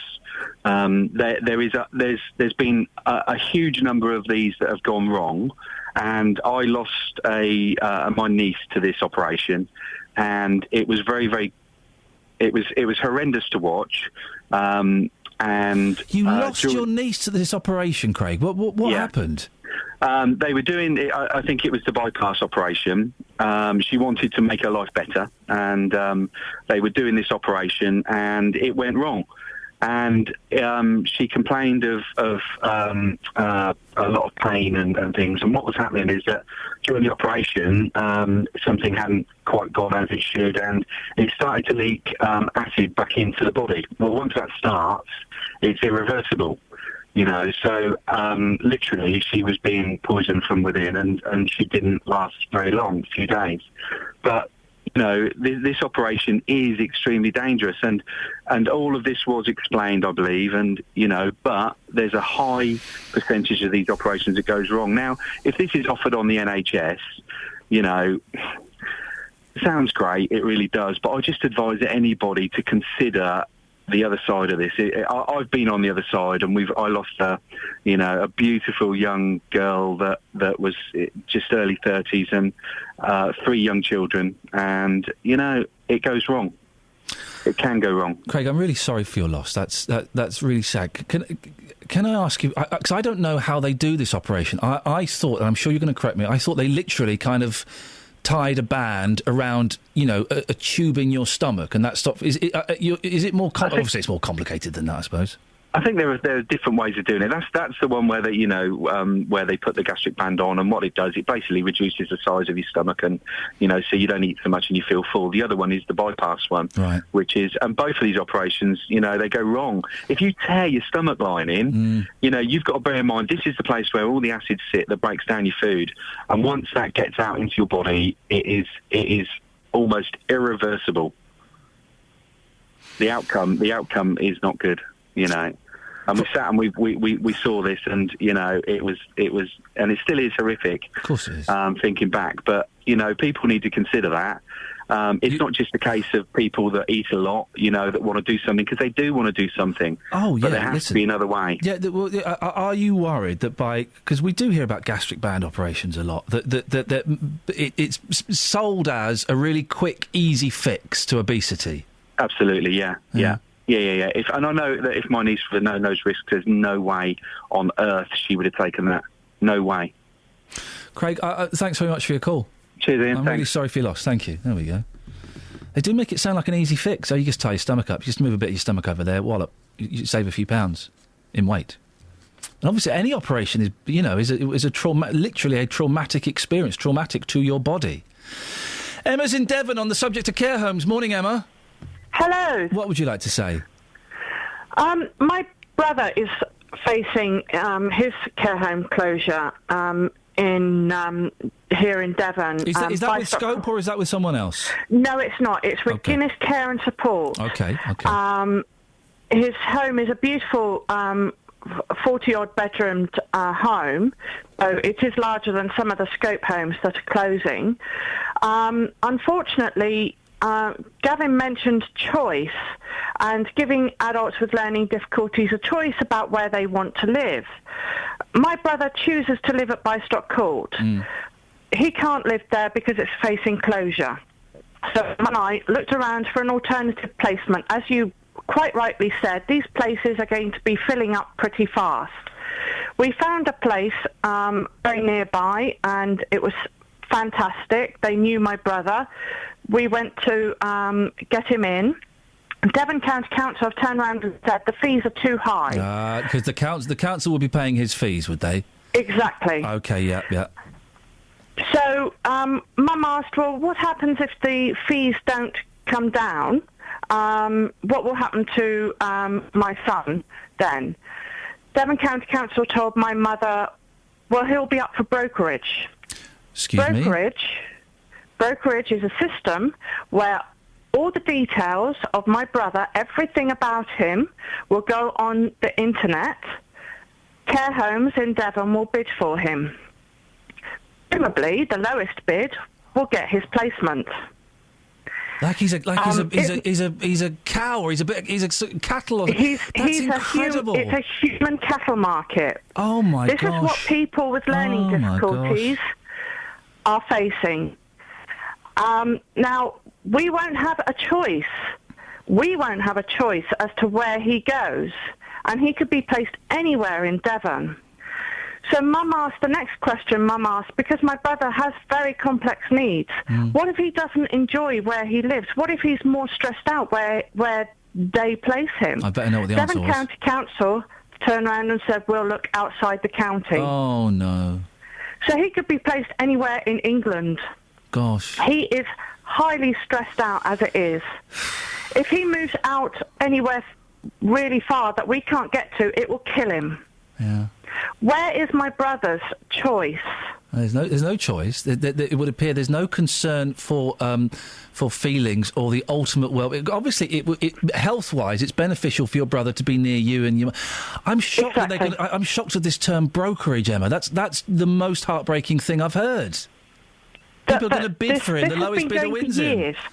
This has been going on for years. Oh, dear. And the amount of people that know about brokerage is shocking. I don't even think MPs know about brokerage. Do you know, I'd not heard of brokerage. I'm going to have a little look into this. And Emma, I've got to leave it there because we're coming to the end of the show. Thank you so much for that. We will talk about this more. I know for a fact that my mum pays for her care fees. When her savings get to whatever the threshold is, £28,000, the council step in. And if they think that the fees are too high at the care home, they'll boot her out. Emma, incredible call. Thank you very much indeed. Travel news for beds, cards and bugs. BBC Three Counties Radio. Rather slow moving on the M1 heading southbound between junction 14 for Milton Keynes and junction 13 for Bedford after that accident that happened a little earlier on this morning. The M25 heading clockwise, very slow moving just around junction 25 for Enfield, heading through the roadworks area. Take a look in Boreham Wood on cameras, looking slow on the Barnet bypass heading southbound between Stirling Corner and Mill Hill Circus. And on the trains, there's possible delays of up to 15 minutes on London Midland between Tring and London Euston, also affecting Virgin trains between Milton Keynes Central and Euston as well. That's the latest. I'm Nicola Richards, BBC Three Counties Radio. Nicola, thank you very much. I'm still reeling at the term brokerage. I'm going to have a little look into this. Oh, dear. Right, that's it. That's your lot. There will be a new podcast up in a little bit. We're going to be hastily re-editing it after today's show. David is up next. Until Monday, from Catherine, Justin, Kelly and myself, see you then. Ta-ta. Local and vocal across beds, hearts and bucks. This is BBC Three Counties Radio. Thank you, Iain Lee. Back on Monday morning, 6 a.m. Good morning, it's 9 o'clock. It's the JBS show. I'm David Prevent for Jonathan Vernon-Smith. I want to hear from you now.